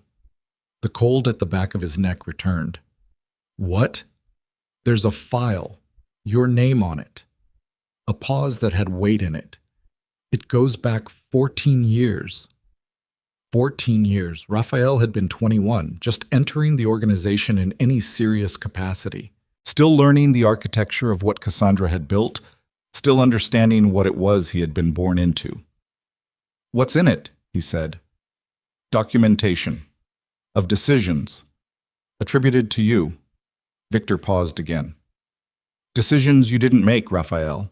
Decisions she made in the early years when she was running things through you. When your name was on the accounts and the authorizations, before you had the experience to know what you were signing. She kept those records, under your name, as yours. The room had a sound in it that was actually the absence of sound, the specific quality of a space where something large had just arrived and was taking up all the air. How much? He said. Enough. Victor's voice was flat. If those records went somewhere, to the right investigators, with the right framing, the picture that emerges is not of Cassandra Voss running an organization through her son. It's of Raphael Voss running an operation that his mother was largely uninvolved in. You take the exposure, she walks away clean. He stood very still. He had walked into his mother's office that morning, believing he held something, a truth, a leverage, a record of her actions that she didn't know he had access to. He had walked in feeling, for the first time in the long history of their relationship, that the balance had shifted. She had built the imbalance into the architecture 14 years ago. She had built it as insurance. The way she built everything, not because she thought she would need it immediately, but because she understood that the future was uncertain and that certainty had to be manufactured in advance. She had manufactured a version of events in which, if Raphael ever came for her, she could send him to the exposure instead. He was the exposure. He had been the exposure for 14 years without knowing it. His phone buzzed. Not Victor. He was already on with Victor. His second line. He looked at the screen. Elena. 2:15 in the morning. He felt something cold move through him. He switched lines. Elena? There's a man at my door.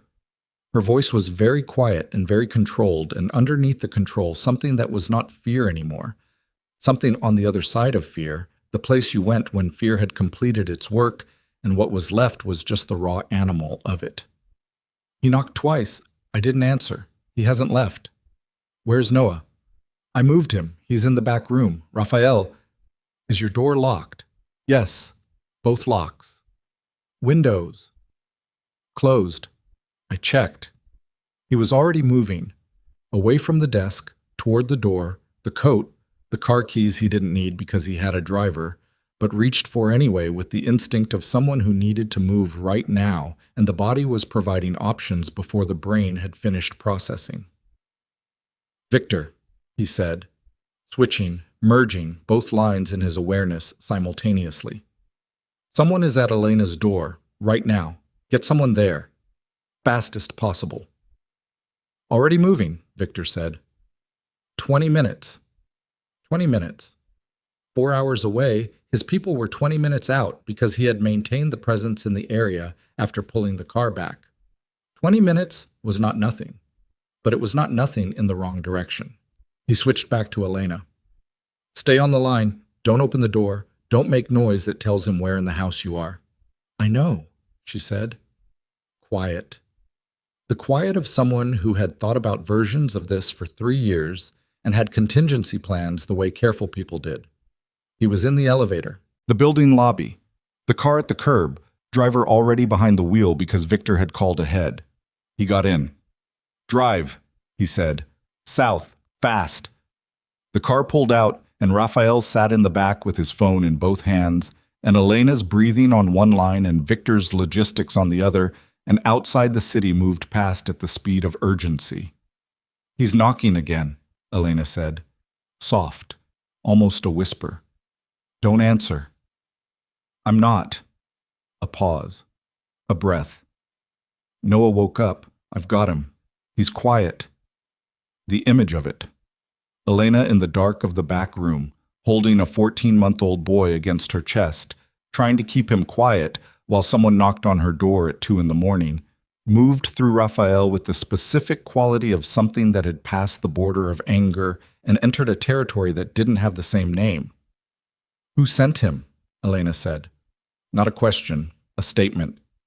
She already knew the answer. Raphael said nothing. Your mother, she said. Still the whisper, still controlled. 3 years I hid from this, and the moment you tell her I exist, someone is at my door at 2 a.m. He couldn't argue with it. My people are 18 minutes out. And what does this man do in 18 minutes? He knocks, Raphael said. That's what he's been told to do. This is a message. She's sending me a message through your door. Through my door. Elena's voice had something in it that was the word he hadn't found for the territory past anger.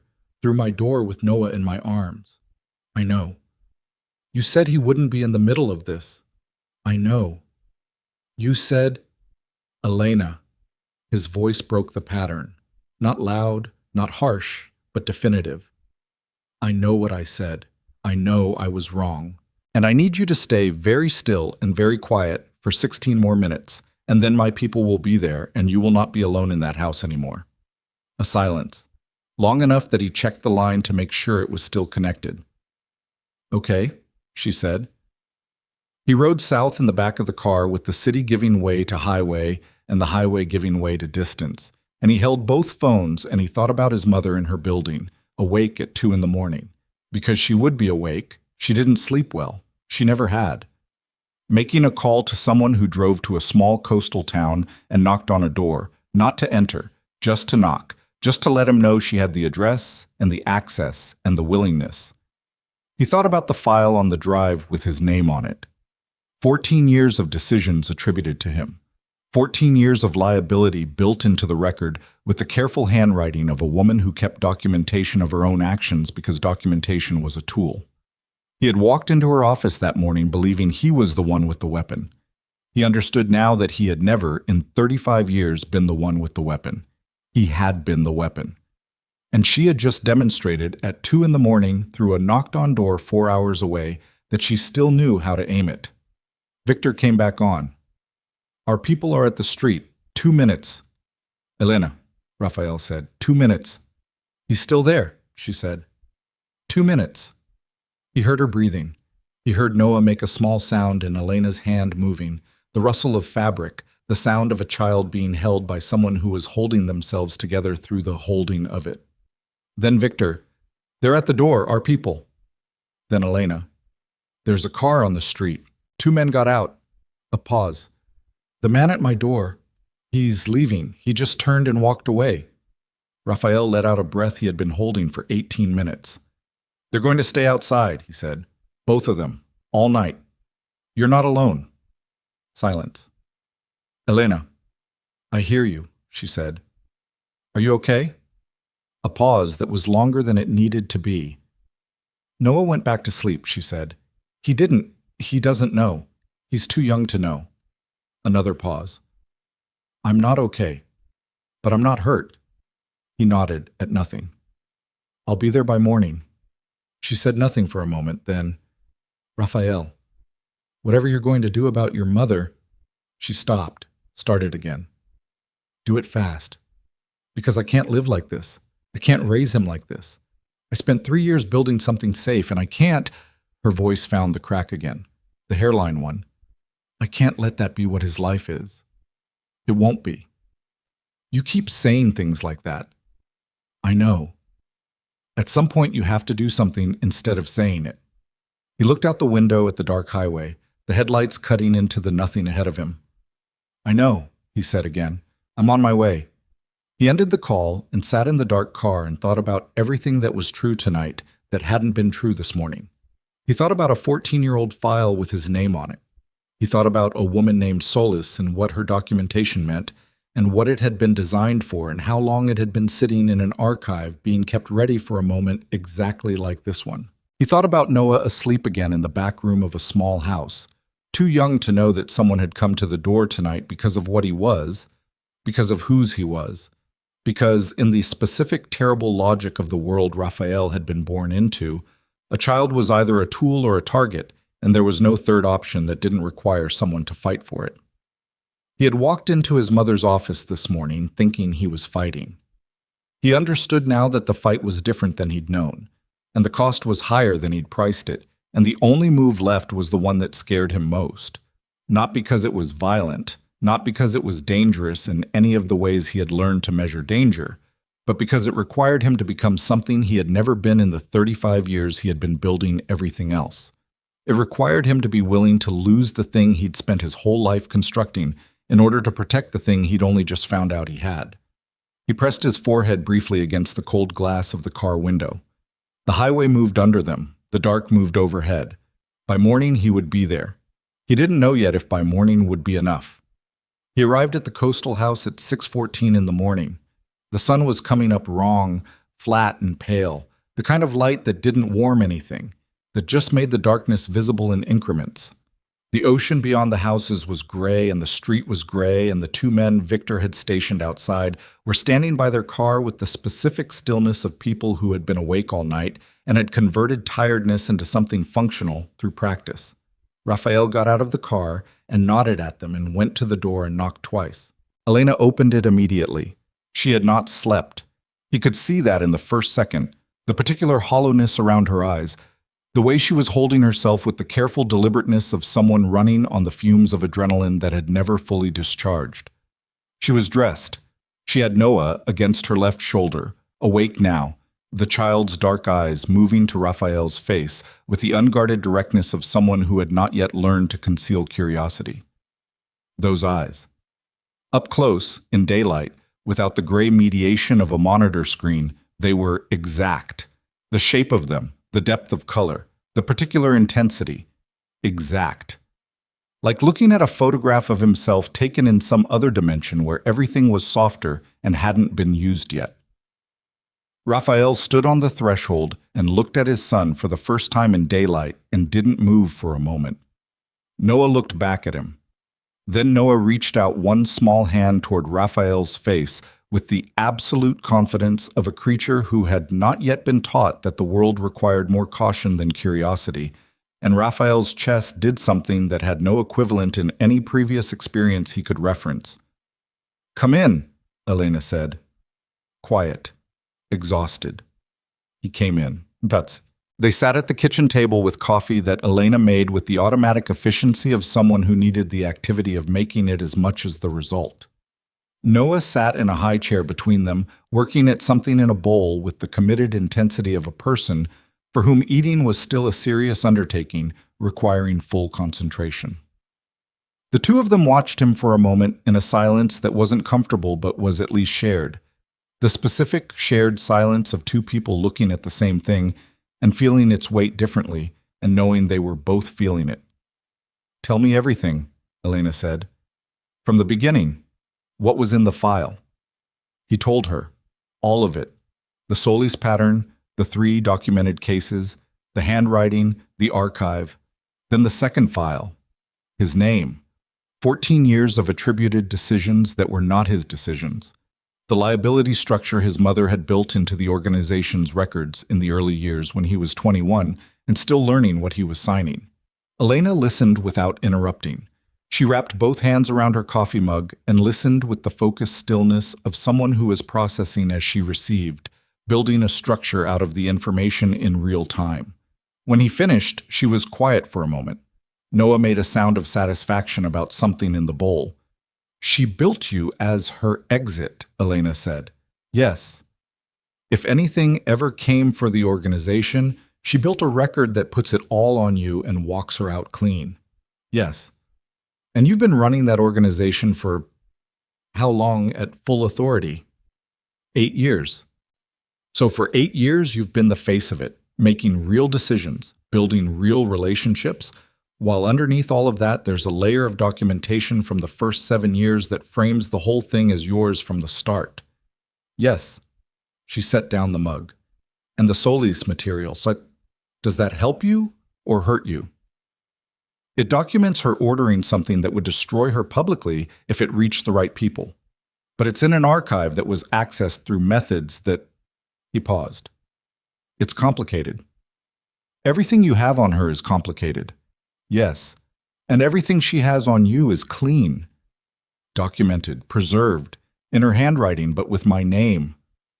Elena looked at him across the table. Noah had moved on from the bowl and was looking at Raphael again with the same unguarded directness as before, the studying look of a child assembling a picture of something new. So when you go to her tonight, I'm going this morning. Her eyes sharpened. Raphael, I'm not waiting. She sent someone to your door at 2 a.m. She called Harmon before she was out of my building. Every hour I wait is an hour she uses. He looked at his son. I'm not giving her more hours. Elena pressed her lips together. And your play? What are you actually going to do? I'm going to present the Solis documentation and tell her it goes to 3 specific people if she doesn't stand down, completely, from the organization, from the account she controls, from any channel that touches Harmon or anyone else in the network. She'll say it's a bluff. Let her. And if she calls it, he met Elena's eyes, then I send it, and I take whatever comes with it, including what comes from the file with my name. Elena stared at him. I know what it could do. You could lose everything. The organization, the accounts, I know. Raphael. She leaned forward. Her voice had the specific urgency of someone who was not arguing against the decision, but needed him to have fully weighted it. You have spent 15 years building that. It's not just money or power. It's the only structure you've ever lived inside. If it comes apart, then it comes apart. He looked at Noah. Noah was still looking at him, one hand now gripping the edge of the high chair tray, practicing the grip. I'm not going to let her use him. I'm not going to let her use the possibility of him to keep me inside a structure she built to contain me. I've been inside it for 35 years. He looked back at Elena. I'm done.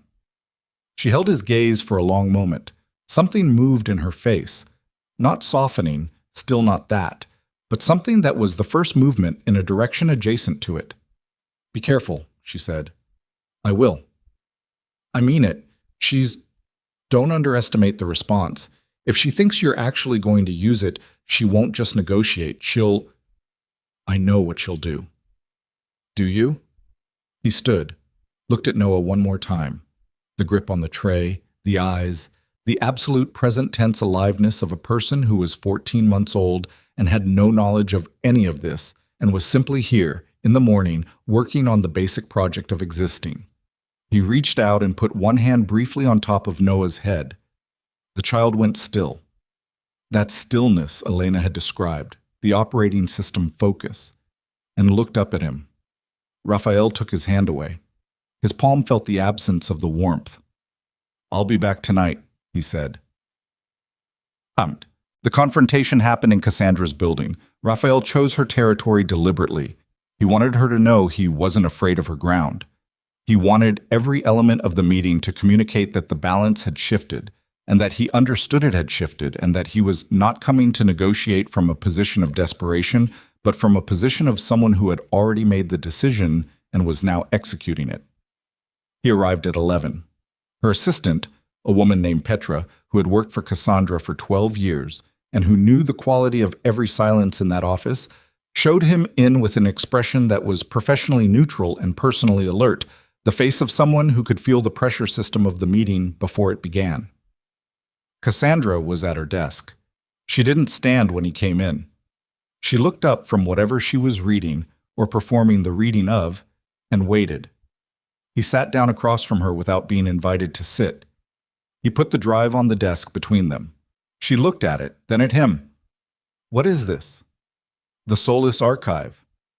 The stillness, the controlled micro-response, the eyes, the jaw, the hands that had been resting on the desk surface and now pressed down slightly, the fingertips going white at the tips. Where did you get that? Does it matter? Raphael? The pattern is documented 3 times, he said. Your handwriting, your authorization. The most recent is 8 years ago. The oldest is 19. He paused.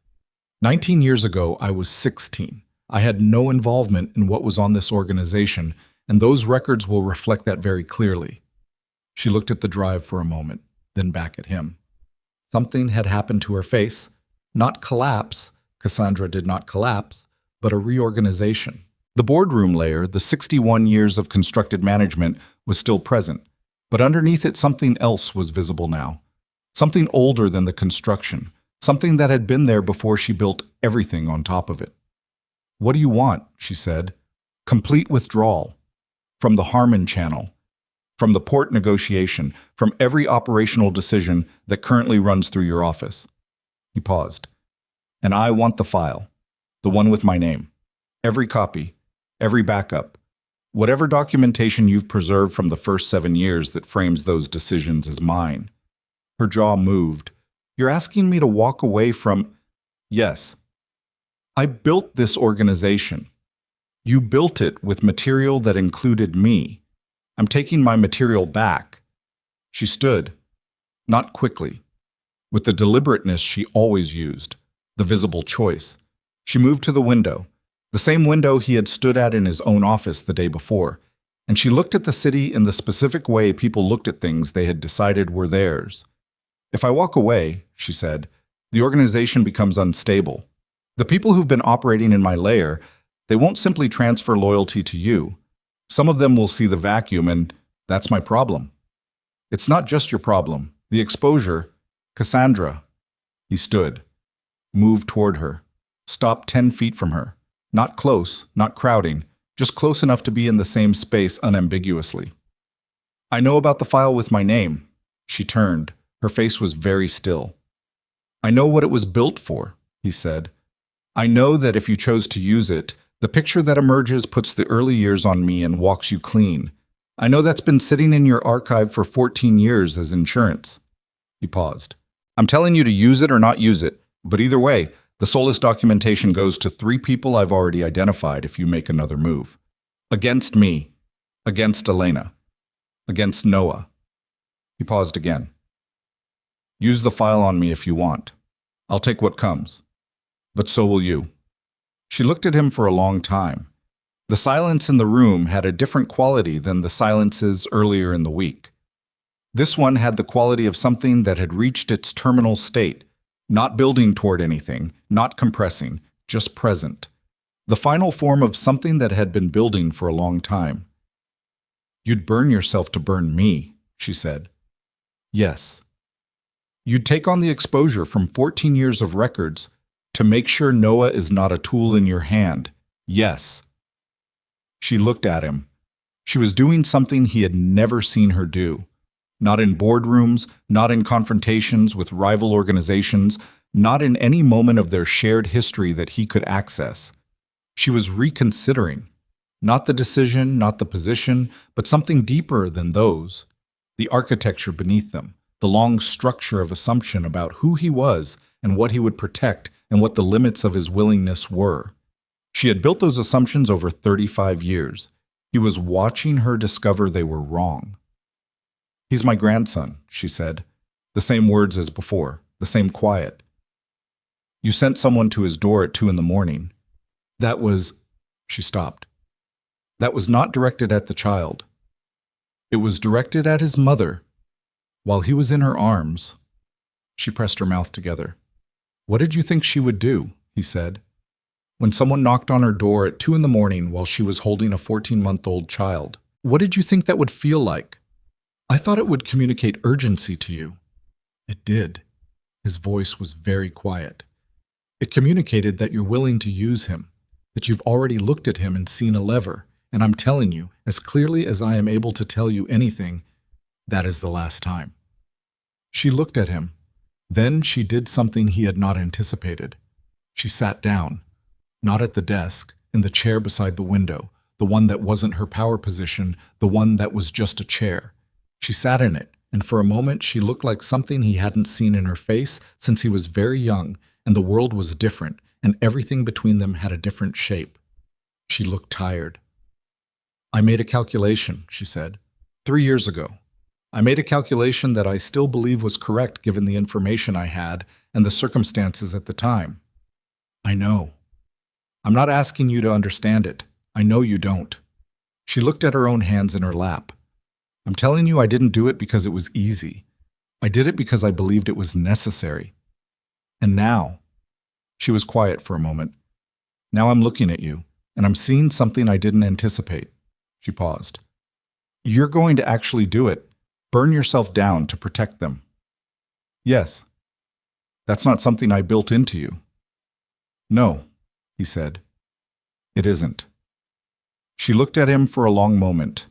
The city outside continued. The day moved through the window. What happens to me, she said, if I give you what you're asking? You step back from operations, from the accounts you control, from Harmon and the western ports and every active channel. He paused. What you've built doesn't disappear, you just stop running it. And the Solis documentation stays where it is. No one sees it as long as you stay back. She absorbed this. Her face was doing things he couldn't fully read, which was itself unusual. He had spent 35 years learning to read her, and now the expression was something outside his reference set. Something that might have been, in a different context and a different person, a form of grief. The file with your name, she said. I want it gone. If I give you that... She paused. If those records are destroyed, there are things in the organizational history that become my problem, he said. I told you. She looked at him. All of it becomes my problem, he said. I'm not asking you to protect me from it. I'm asking you to stop using it as a cage. The room was very quiet. Then Cassandra reached into the desk drawer and put a second drive on the table beside his. He looked at it. Copy and original, she said. Everything attributed to you from the first 7 years. The authorizations, the account records, the early port documentation. She paused. I kept 2 copies. That's both. He looked at the drive, then at her. And Harmon, he said. I'll withdraw. The western ports. Yes. Everything active. Yes. Her voice was very flat. Flat in the way of something that had come to a decision and was past the processing of it. Everything active. He stood. She didn't move. She sat in the chair beside the window and looked at the drives on the table and didn't look at him. He has your eyes, she said, quietly. To the table or the window or nothing in particular. He picked up both drives. I know, he said. He walked to the door. Raphael. He stopped, didn't turn. I made a mistake, she said. Not the calculation. I still believe the calculation was correct at the time, but the method. A pause. The Mercer apartment, using the documentation to frighten her, that was... She stopped. I shouldn't have involved her in the operational logic. She wasn't operational. She was yours. And I treated her like a resource. Another pause. That was a mistake. He stood at the door. It was the closest thing to an acknowledgement he was going to get. He understood that. He understood its shape and its limits and the distance between it and the word he actually wanted from her. He held all of that and said nothing for a moment. I know, he said again. He left. He was 3 blocks from Cassandra's building, in the car heading south, when Victor called. Problem, Victor said. Raphael's jaw tightened. What? Dragutin's people reached out. They want a meeting, tonight. About what? About the restructuring. A pause. Someone told them there's a restructuring happening, that leadership is shifting. They want to know what it means for their arrangement. Someone had told them. Cassandra had been on the phone to Harmon before she was out of the elevator. Harmon had partners. Partners talked. When did they reach out? Raphael said. 40 minutes ago. While you were inside. 40 minutes ago. He had been sitting across from his mother negotiating her withdrawal from operations while simultaneously, in some other part of the network, the information about the instability was already moving. Moving the way these things moved, not in clean lines, but in the specific dispersed pattern of rumor inside a closed system, touching everything simultaneously, impossible to trace back to a single point. Set the meeting, Raphael said. Tonight? Tonight. My office. He paused. And get me everything on Dragutin's current position. What he holds, what he wants, what he's been building toward. Victor acknowledged and ended the call. Raphael sat back in the seat. The drives were in his coat pocket, both of them, the weight of them present against his ribs. Outside, the city moved past with its complete indifference.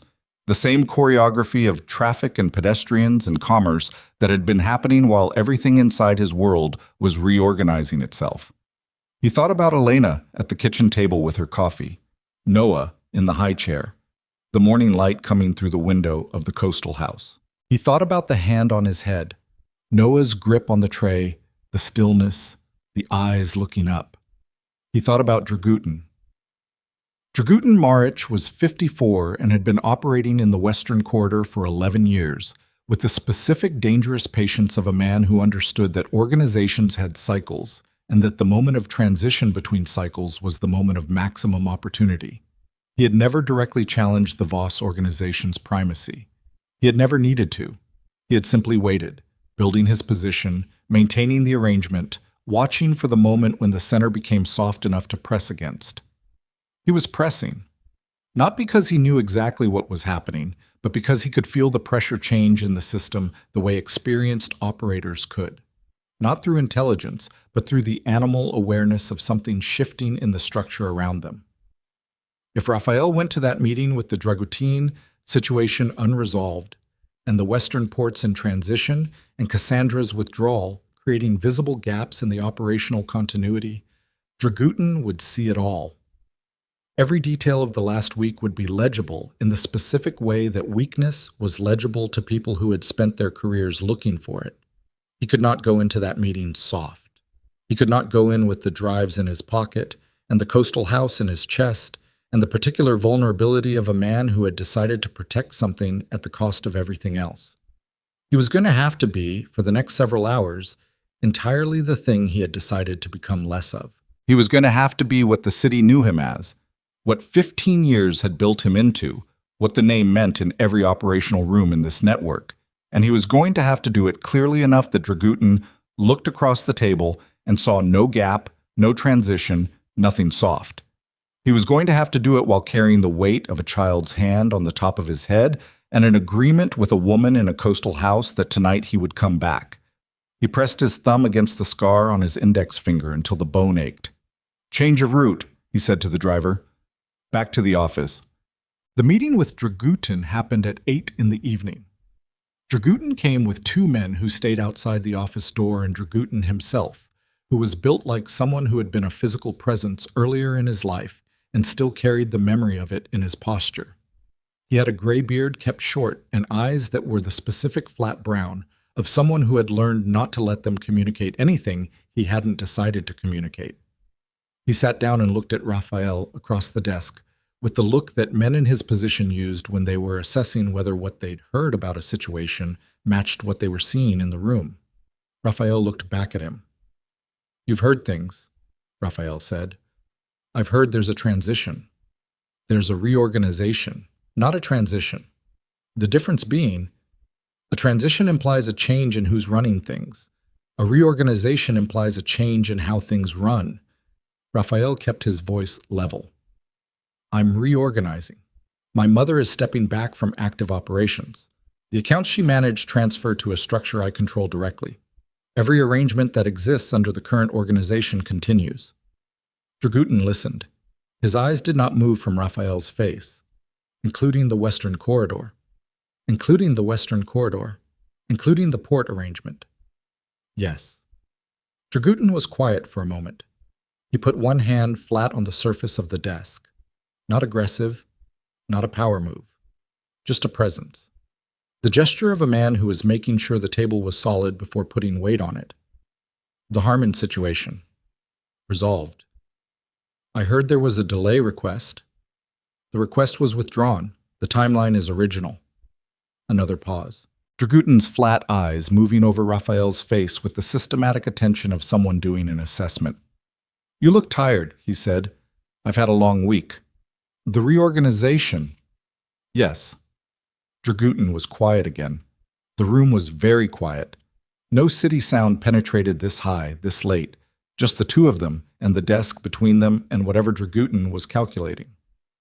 What I need to know, Dragutin said, is whether what I have with this organization is what I have with you, directly. Not through an intermediary, not through a mother or a lieutenant or a financial channel, whether the arrangement is yours. It's mine, Raphael said. Your word. My word. Dragutin looked at him for a long moment. Then he sat back. The hand came off the desk. He nodded once, the specific single nod that carried a decision in it, the small gesture that settled something. Then we don't have a problem, he said. He stood. Dragutin, Raphael said. The man paused. I'm going to need 6 weeks for the restructuring to settle. Payments continue on the existing schedule, no disruption. But for 6 weeks, I need the corridor stable. No opportunism, no testing the new arrangement. Dragutin looked at him. The flat eyes. The assessment. In exchange, Raphael said, when the 6 weeks are done, the Western Corridor arrangement expands, the terms you've been asking for since last year, the Braga access. It's on the table. The Braga access. He had been holding that for a year, had known Dragutin wanted it, had used the wanting as leverage to maintain the man's patience. He was spending that leverage now, in advance, against 6 weeks of stability. It was expensive. He was paying it. Dragutin looked at him for another moment. Then something in his face moved. Not much, but something. The specific movement of a man who has just been given something he wanted and is recalibrating the value of the relationship accordingly. 6 weeks, he said. 6 weeks. Dragutin nodded, turned, went to the door. When it closed, Raphael sat very still for a moment. Victor came in from the side. He had been listening. Of course he had been listening. Braga, he said. I know. That took 3 years to position. I know. You just spent it on a holding pattern. I spent it on 6 weeks. Raphael looked at his phone. No messages from Elena. The two men outside the coastal house, he had checked with them at 6 and again at 7, both times quiet. Nothing. 6 weeks is enough time to finish this. Finish what exactly? All of it. He stood, picked up his coat. I need a car south, now. It's 9 o'clock. I told her I'd be back tonight. Victor looked at him for a moment with the expression he used when he was deciding whether to argue with something. He decided not to. Car's downstairs, he said. Raphael moved to the door. At the door he stopped. Victor? He turned. The drives, both of them. I need you to handle the destruction, tonight, while I'm gone, properly. Victor nodded slowly. And the Solis material. That too, all of it, clean. Victor was quiet for a moment. You're sure? I'm sure. He paused. It was never supposed to be a weapon. It was built as one, and I used it as one, and that's done now. I don't want it in the world. Victor looked at him. Then, all right. Raphael went through the door and into the elevator and down to the car and out into the night air that smelled like the city, exhaust and concrete and the particular cold of early evening, and he got in the back seat and said south, and the car moved. The highway opened up ahead of them. The city fell away behind. He sat in the dark and felt the specific exhaustion of a man who had been in 3 different kinds of battle in one day and had won each of them at a cost he was still calculating. He thought about what waited at the other end of the drive. The coastal house, the garden with the weathered fence, the kitchen with the coffee mug and the container plants, and the high chair, and the specific ordinary weight of a life that had been built in hiding and was now going to have to be built in the open. His phone lit up. Elena. A text. Still awake. Noah's down. Come around the back when you get here. He looked at it. He typed back 1.5 hours. He put the phone in his pocket and looked at the road ahead. The headlights cutting into the dark. The highway empty at this hour. The distance between where he was and where he was going. 1.5 hours. He had Dragutin stable for 6 weeks. He had Cassandra's withdrawal agreed. He had both drives en route to destruction. He had 2 men outside a house near the water keeping watch over the people who mattered. He had not yet told Elena about the file with his name. He had not yet told her what was potentially still out there in the organizational record, what cleaning up the archive wouldn't fully solve, what 14 years of attributed decisions meant for the long-term exposure, what it might eventually cost. She needed to know. He was going to tell her tonight, and then she was going to look at him across the kitchen table with the coffee mug and the exhaustion and the particular guarded assessment of a woman who had already paid enormous costs for trusting the wrong version of a situation, and she was going to decide what she did with the information. He had no control over what she decided. That was the thing he was still learning how to live inside of. The specific terrible freedom of having made the right choice and having no guarantee of what it returned. The highway continued. The dark continued. 1.5 hours. He pressed his thumb against the scar until the bone ached, and then he stopped pressing, and he put his hands flat on his thighs, and he rode toward the coast in the dark, with everything that was true about his life sitting in him like something he was finally willing to carry without putting it down. He came around the back of the house the way she'd asked. The garden gate was unlocked. He pushed it open carefully, the way you moved through spaces where people were sleeping, and he went through and latched it behind him and stood for a moment in the dark of the garden. The ocean sound was louder here than in the front. The back of the house faced the direction of the water, even though the water itself was 2 blocks away, and the sound came through with the low, continuous presence of something that had been happening long before any of this and would continue long after. The back door light was on.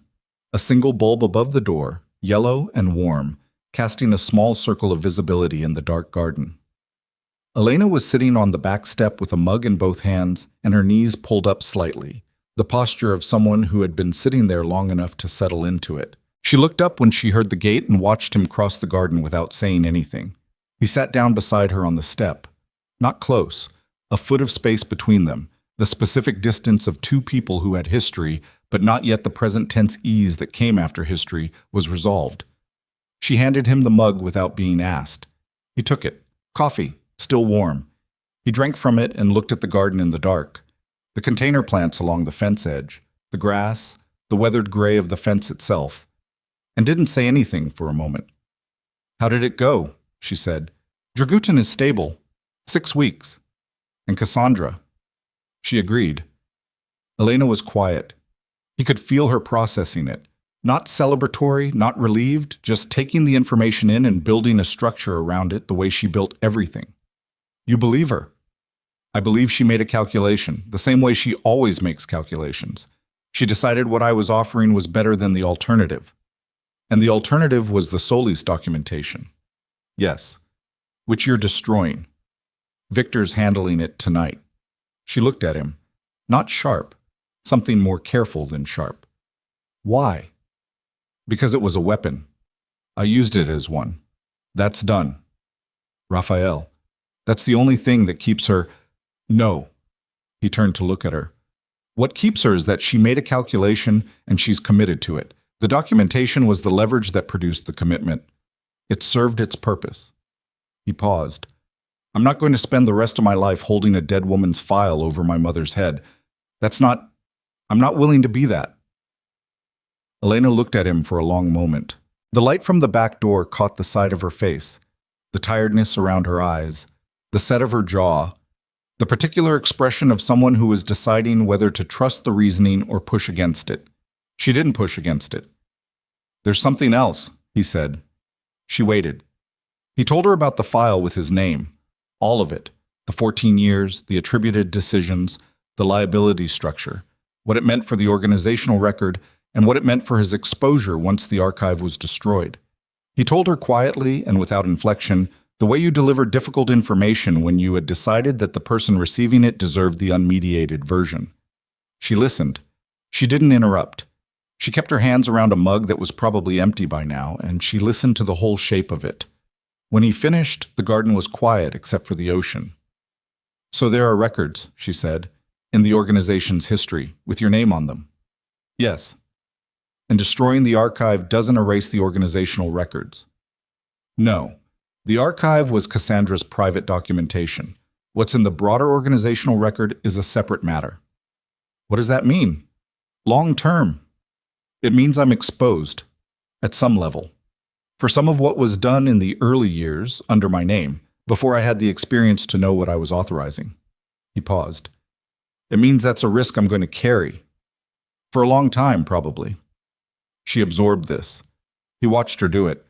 The way she sat with difficult information, not flinching away from it, but not rushing to a response either. Just letting it be true and looking at what was true. "You gave up the thing that protected you," she said, "the Solis material. You gave that up and you're left with the exposure and no leverage against it." "Yes." "Why?" He looked at his hands, the knuckles, the scar. "Because the alternative was being the person who held it, and I don't want to be that person anymore." He paused. "I don't want Noah to grow up knowing that's what his father carried."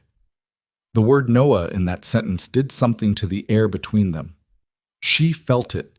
He could see her feel it, the small adjustment, the way a single word could change the acoustic quality of everything around it. She looked at the garden for a moment. "You could still be prosecuted if the records surface." "Yes." "That's a real possibility." "Yes." "And you're telling me this because you need to know what you're walking into. If you decide to—" He stopped, started again with more precision. "If we decide to try to build something, for him, you need to know what the risk profile looks like." She said nothing for a while. The mug sat in her hands, empty now, just something to hold. "You came 4 hours south," she said finally, "at 9 o'clock at night, to tell me about a liability that might not ever materialize, so that I could make an informed decision." "Yes. Most men would have held that back." "I know." She looked at him. "You're different than you were." "I don't know that I am," he said honestly. "I think I'm the same. I just finally understand what I'm for." Something shifted in her face. Not quite a smile. Too much history between them for anything that uncomplicated, but the motion in the direction of one. The specific motion of a face that has been held very controlled for a very long time, finding a small release. "Come inside," she said. "I'll make more coffee." "Miss Sun." They sat at the kitchen table until 2 in the morning, not talking about the organization, or Cassandra, or Dragutin, or the files, or any of the structure of the last week. Talking about the 3 years, the real shape of them, the granular day-to-day of what it had been like for her to build a life in hiding with a child she was raising alone. She talked in the flat, specific way she talked when she was telling the truth, rather than managing an impression. And he listened with the focused attention he normally reserved for things that were going to cost him something, because this was going to cost him something, and he knew it, and he didn't look away from any of it. She told him about the apartment she'd rented in the first city. Too expensive, too visible, not sustainable.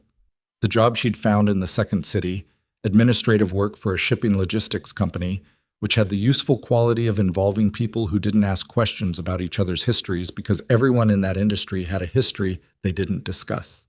She told him about finding the coastal town, not deliberately, but the way you found things when you were tired and the right thing appeared, and renting the house and becoming Claire Vance with the thoroughness of someone who understood that half measures in that kind of work got people found. She told him about the night Noah was born. Alone, in a hospital 2 towns over, under the name she'd made for herself. A nurse named Patricia, who had stayed with her through it because Elena had been alone, and Patricia had understood what alone meant in that room at that moment. He sat across from her and listened to this, and did not let himself look away from what it cost him to hear it. "I named him Noah," she said, because it means rest. Which sounds... She paused. I know how it sounds, but I had been running for 7 months by then, and he felt like the first thing that wasn't about running. He felt like the thing I was running toward, so I named him for that. Raphael looked at the table.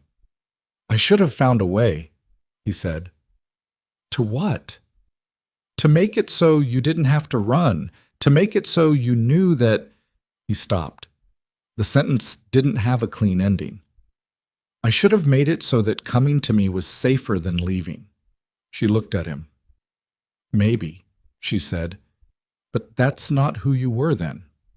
No. And I wasn't who I am now. I believed what she told me. Not because I was naive, because the evidence supported it. She paused.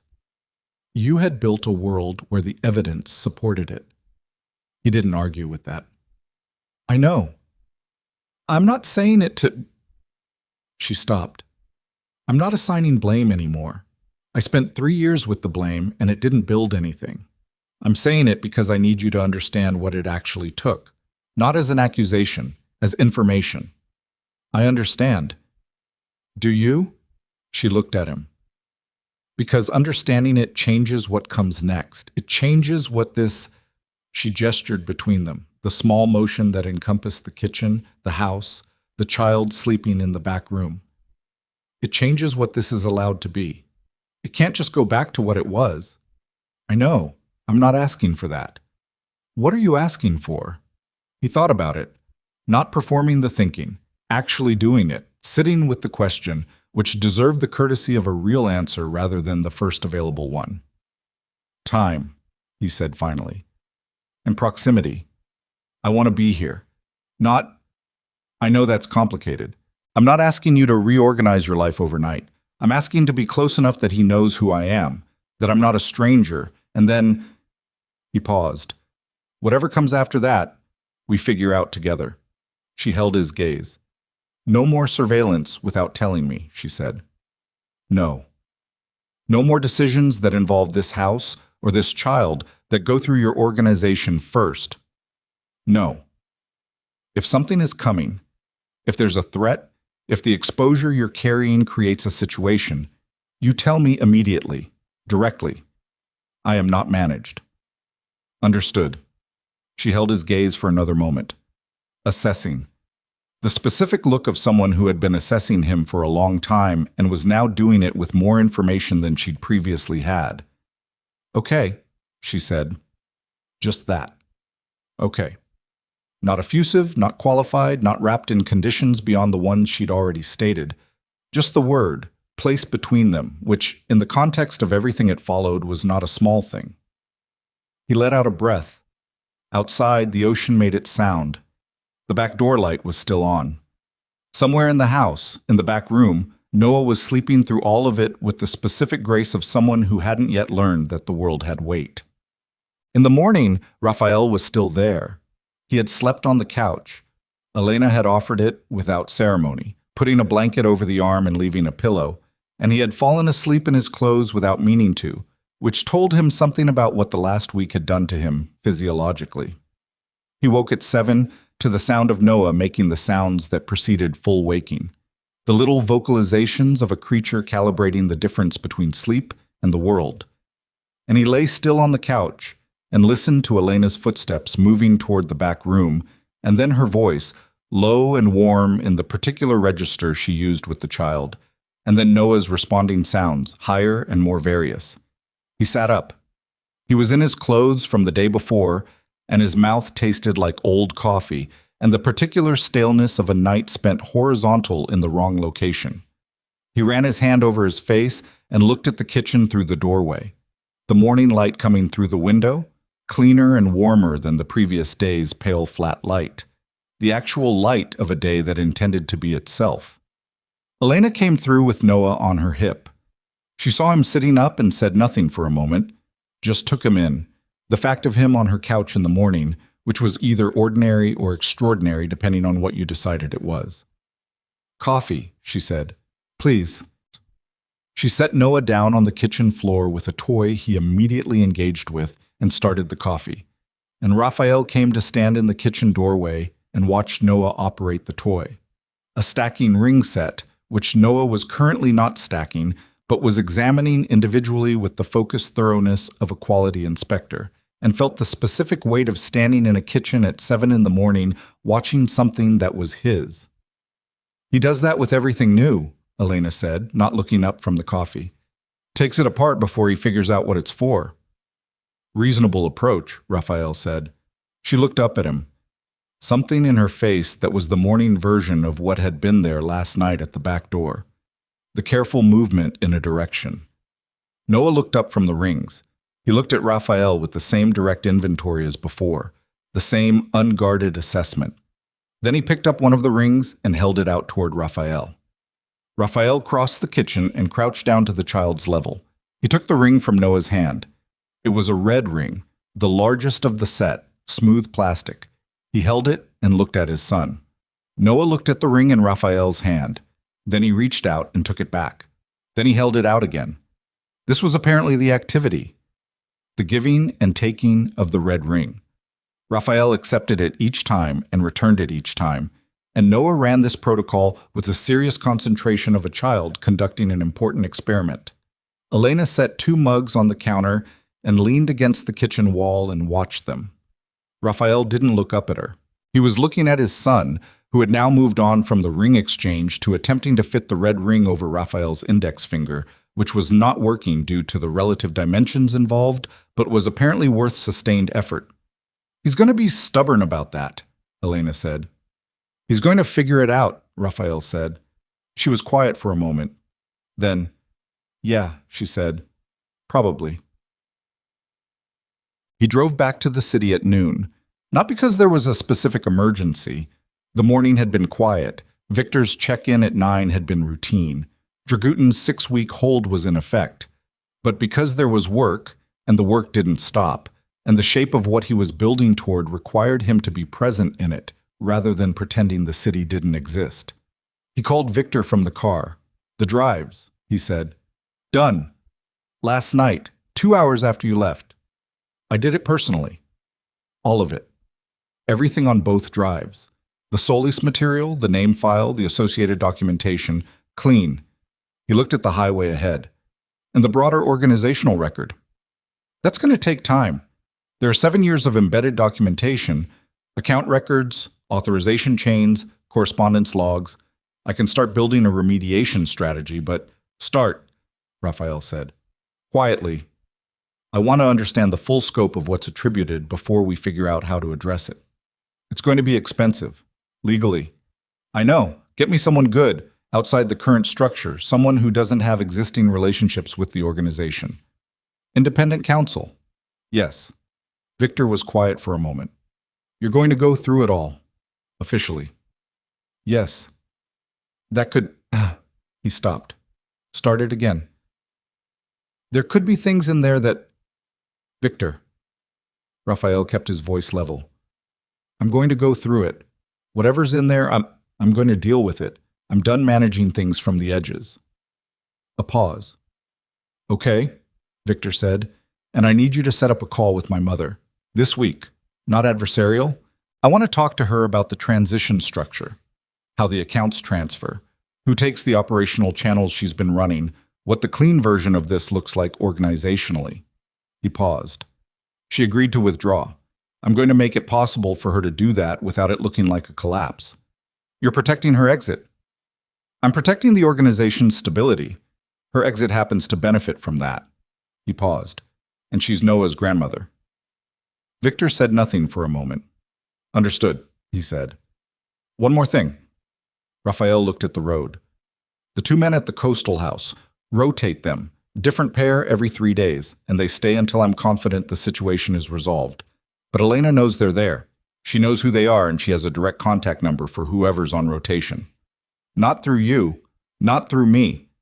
She doesn't come to me to reach them. She reaches them directly. You're integrating her into the security structure. I'm making sure she has access to her own protection. Those are not the same thing. A pause. That's a meaningful distinction, Victor said. Yes, Raphael said. It is. He ended the call. The city appeared on the horizon the way it always did from this highway.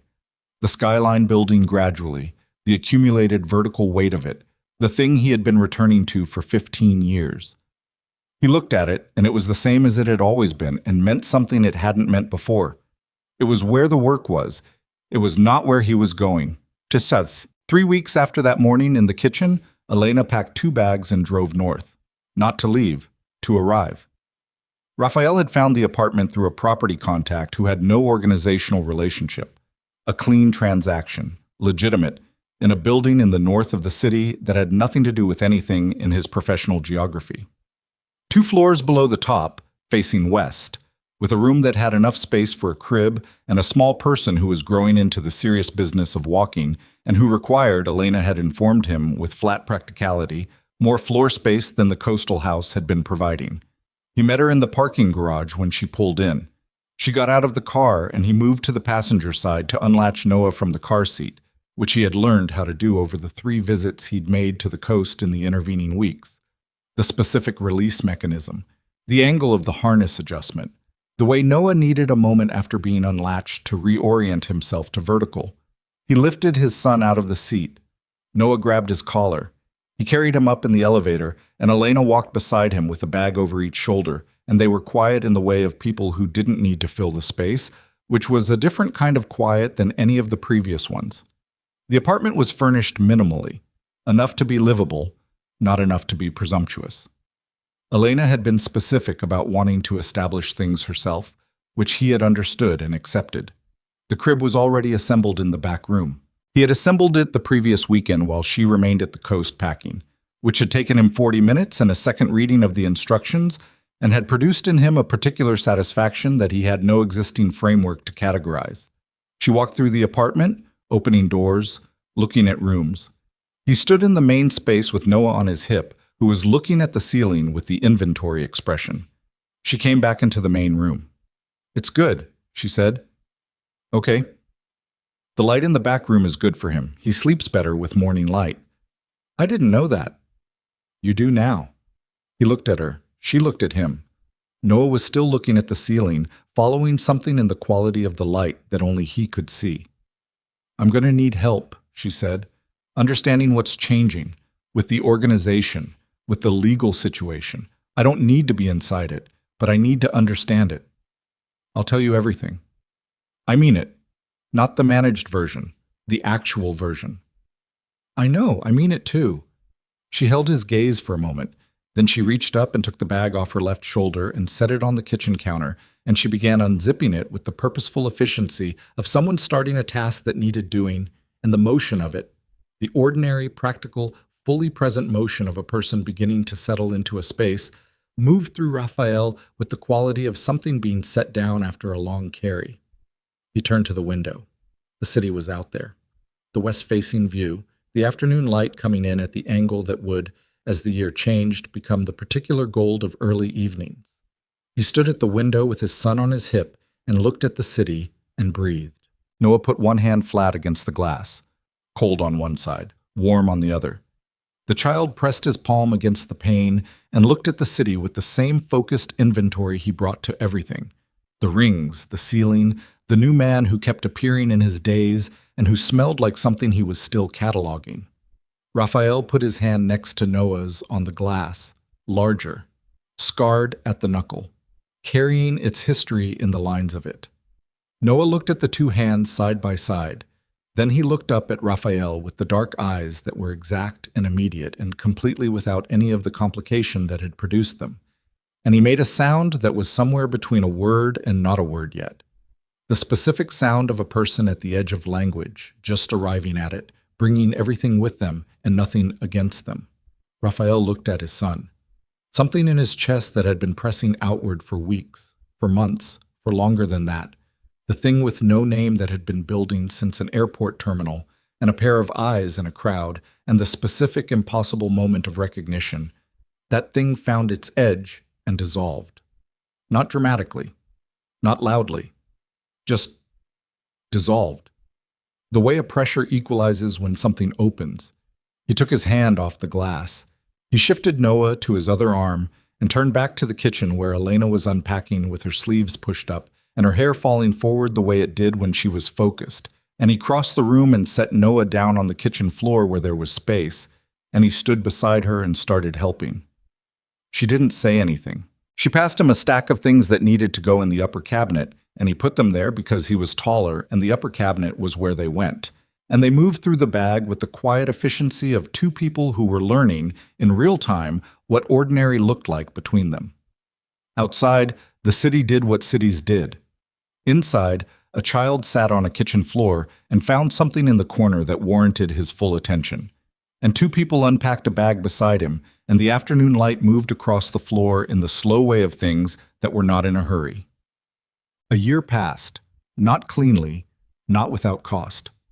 The legal remediation of the organizational record took 11 months and 2 independent attorneys and produced 3 separate written disclosures to regulatory bodies that Raphael signed himself, in his own name, with full knowledge of what signing them meant. Some of what the disclosures contained had consequences. He paid them. Not all of them were financial. Cassandra withdrew from operations in the formal sense, but not from existing. She lived in her building and took calls and had lunch with people and was present in the city in the way of someone who had been a force in it for a long time and remained one by virtue of history even after stepping back from practice. She did not contact Elena. She did not come to the apartment uninvited. She came once, invited. Raphael had called her and asked her to come on a Sunday afternoon, and she had arrived in the charcoal suit with the precision hair and the constructed management of 61 years.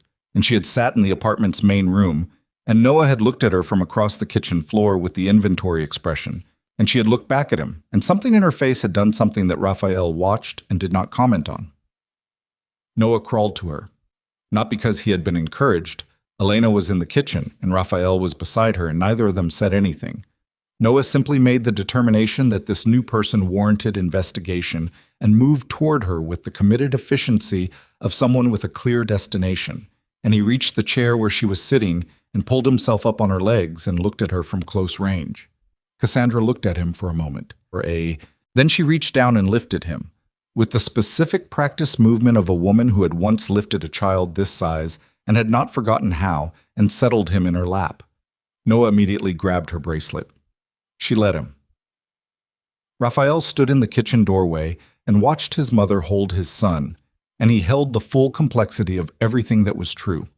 What she had done, what it had cost, what she had said on her way out of his office that morning that had turned out to be half true in the way that complicated things were half true, that love made him a different kind of target, that had turned out to mean something different than the warning she'd intended. And he held all of it and did not try to resolve it into something simpler than it was. Some things didn't resolve. Some things you carried at their actual weight for as long as you carried them, and the carrying was the only resolution available. Victor remained.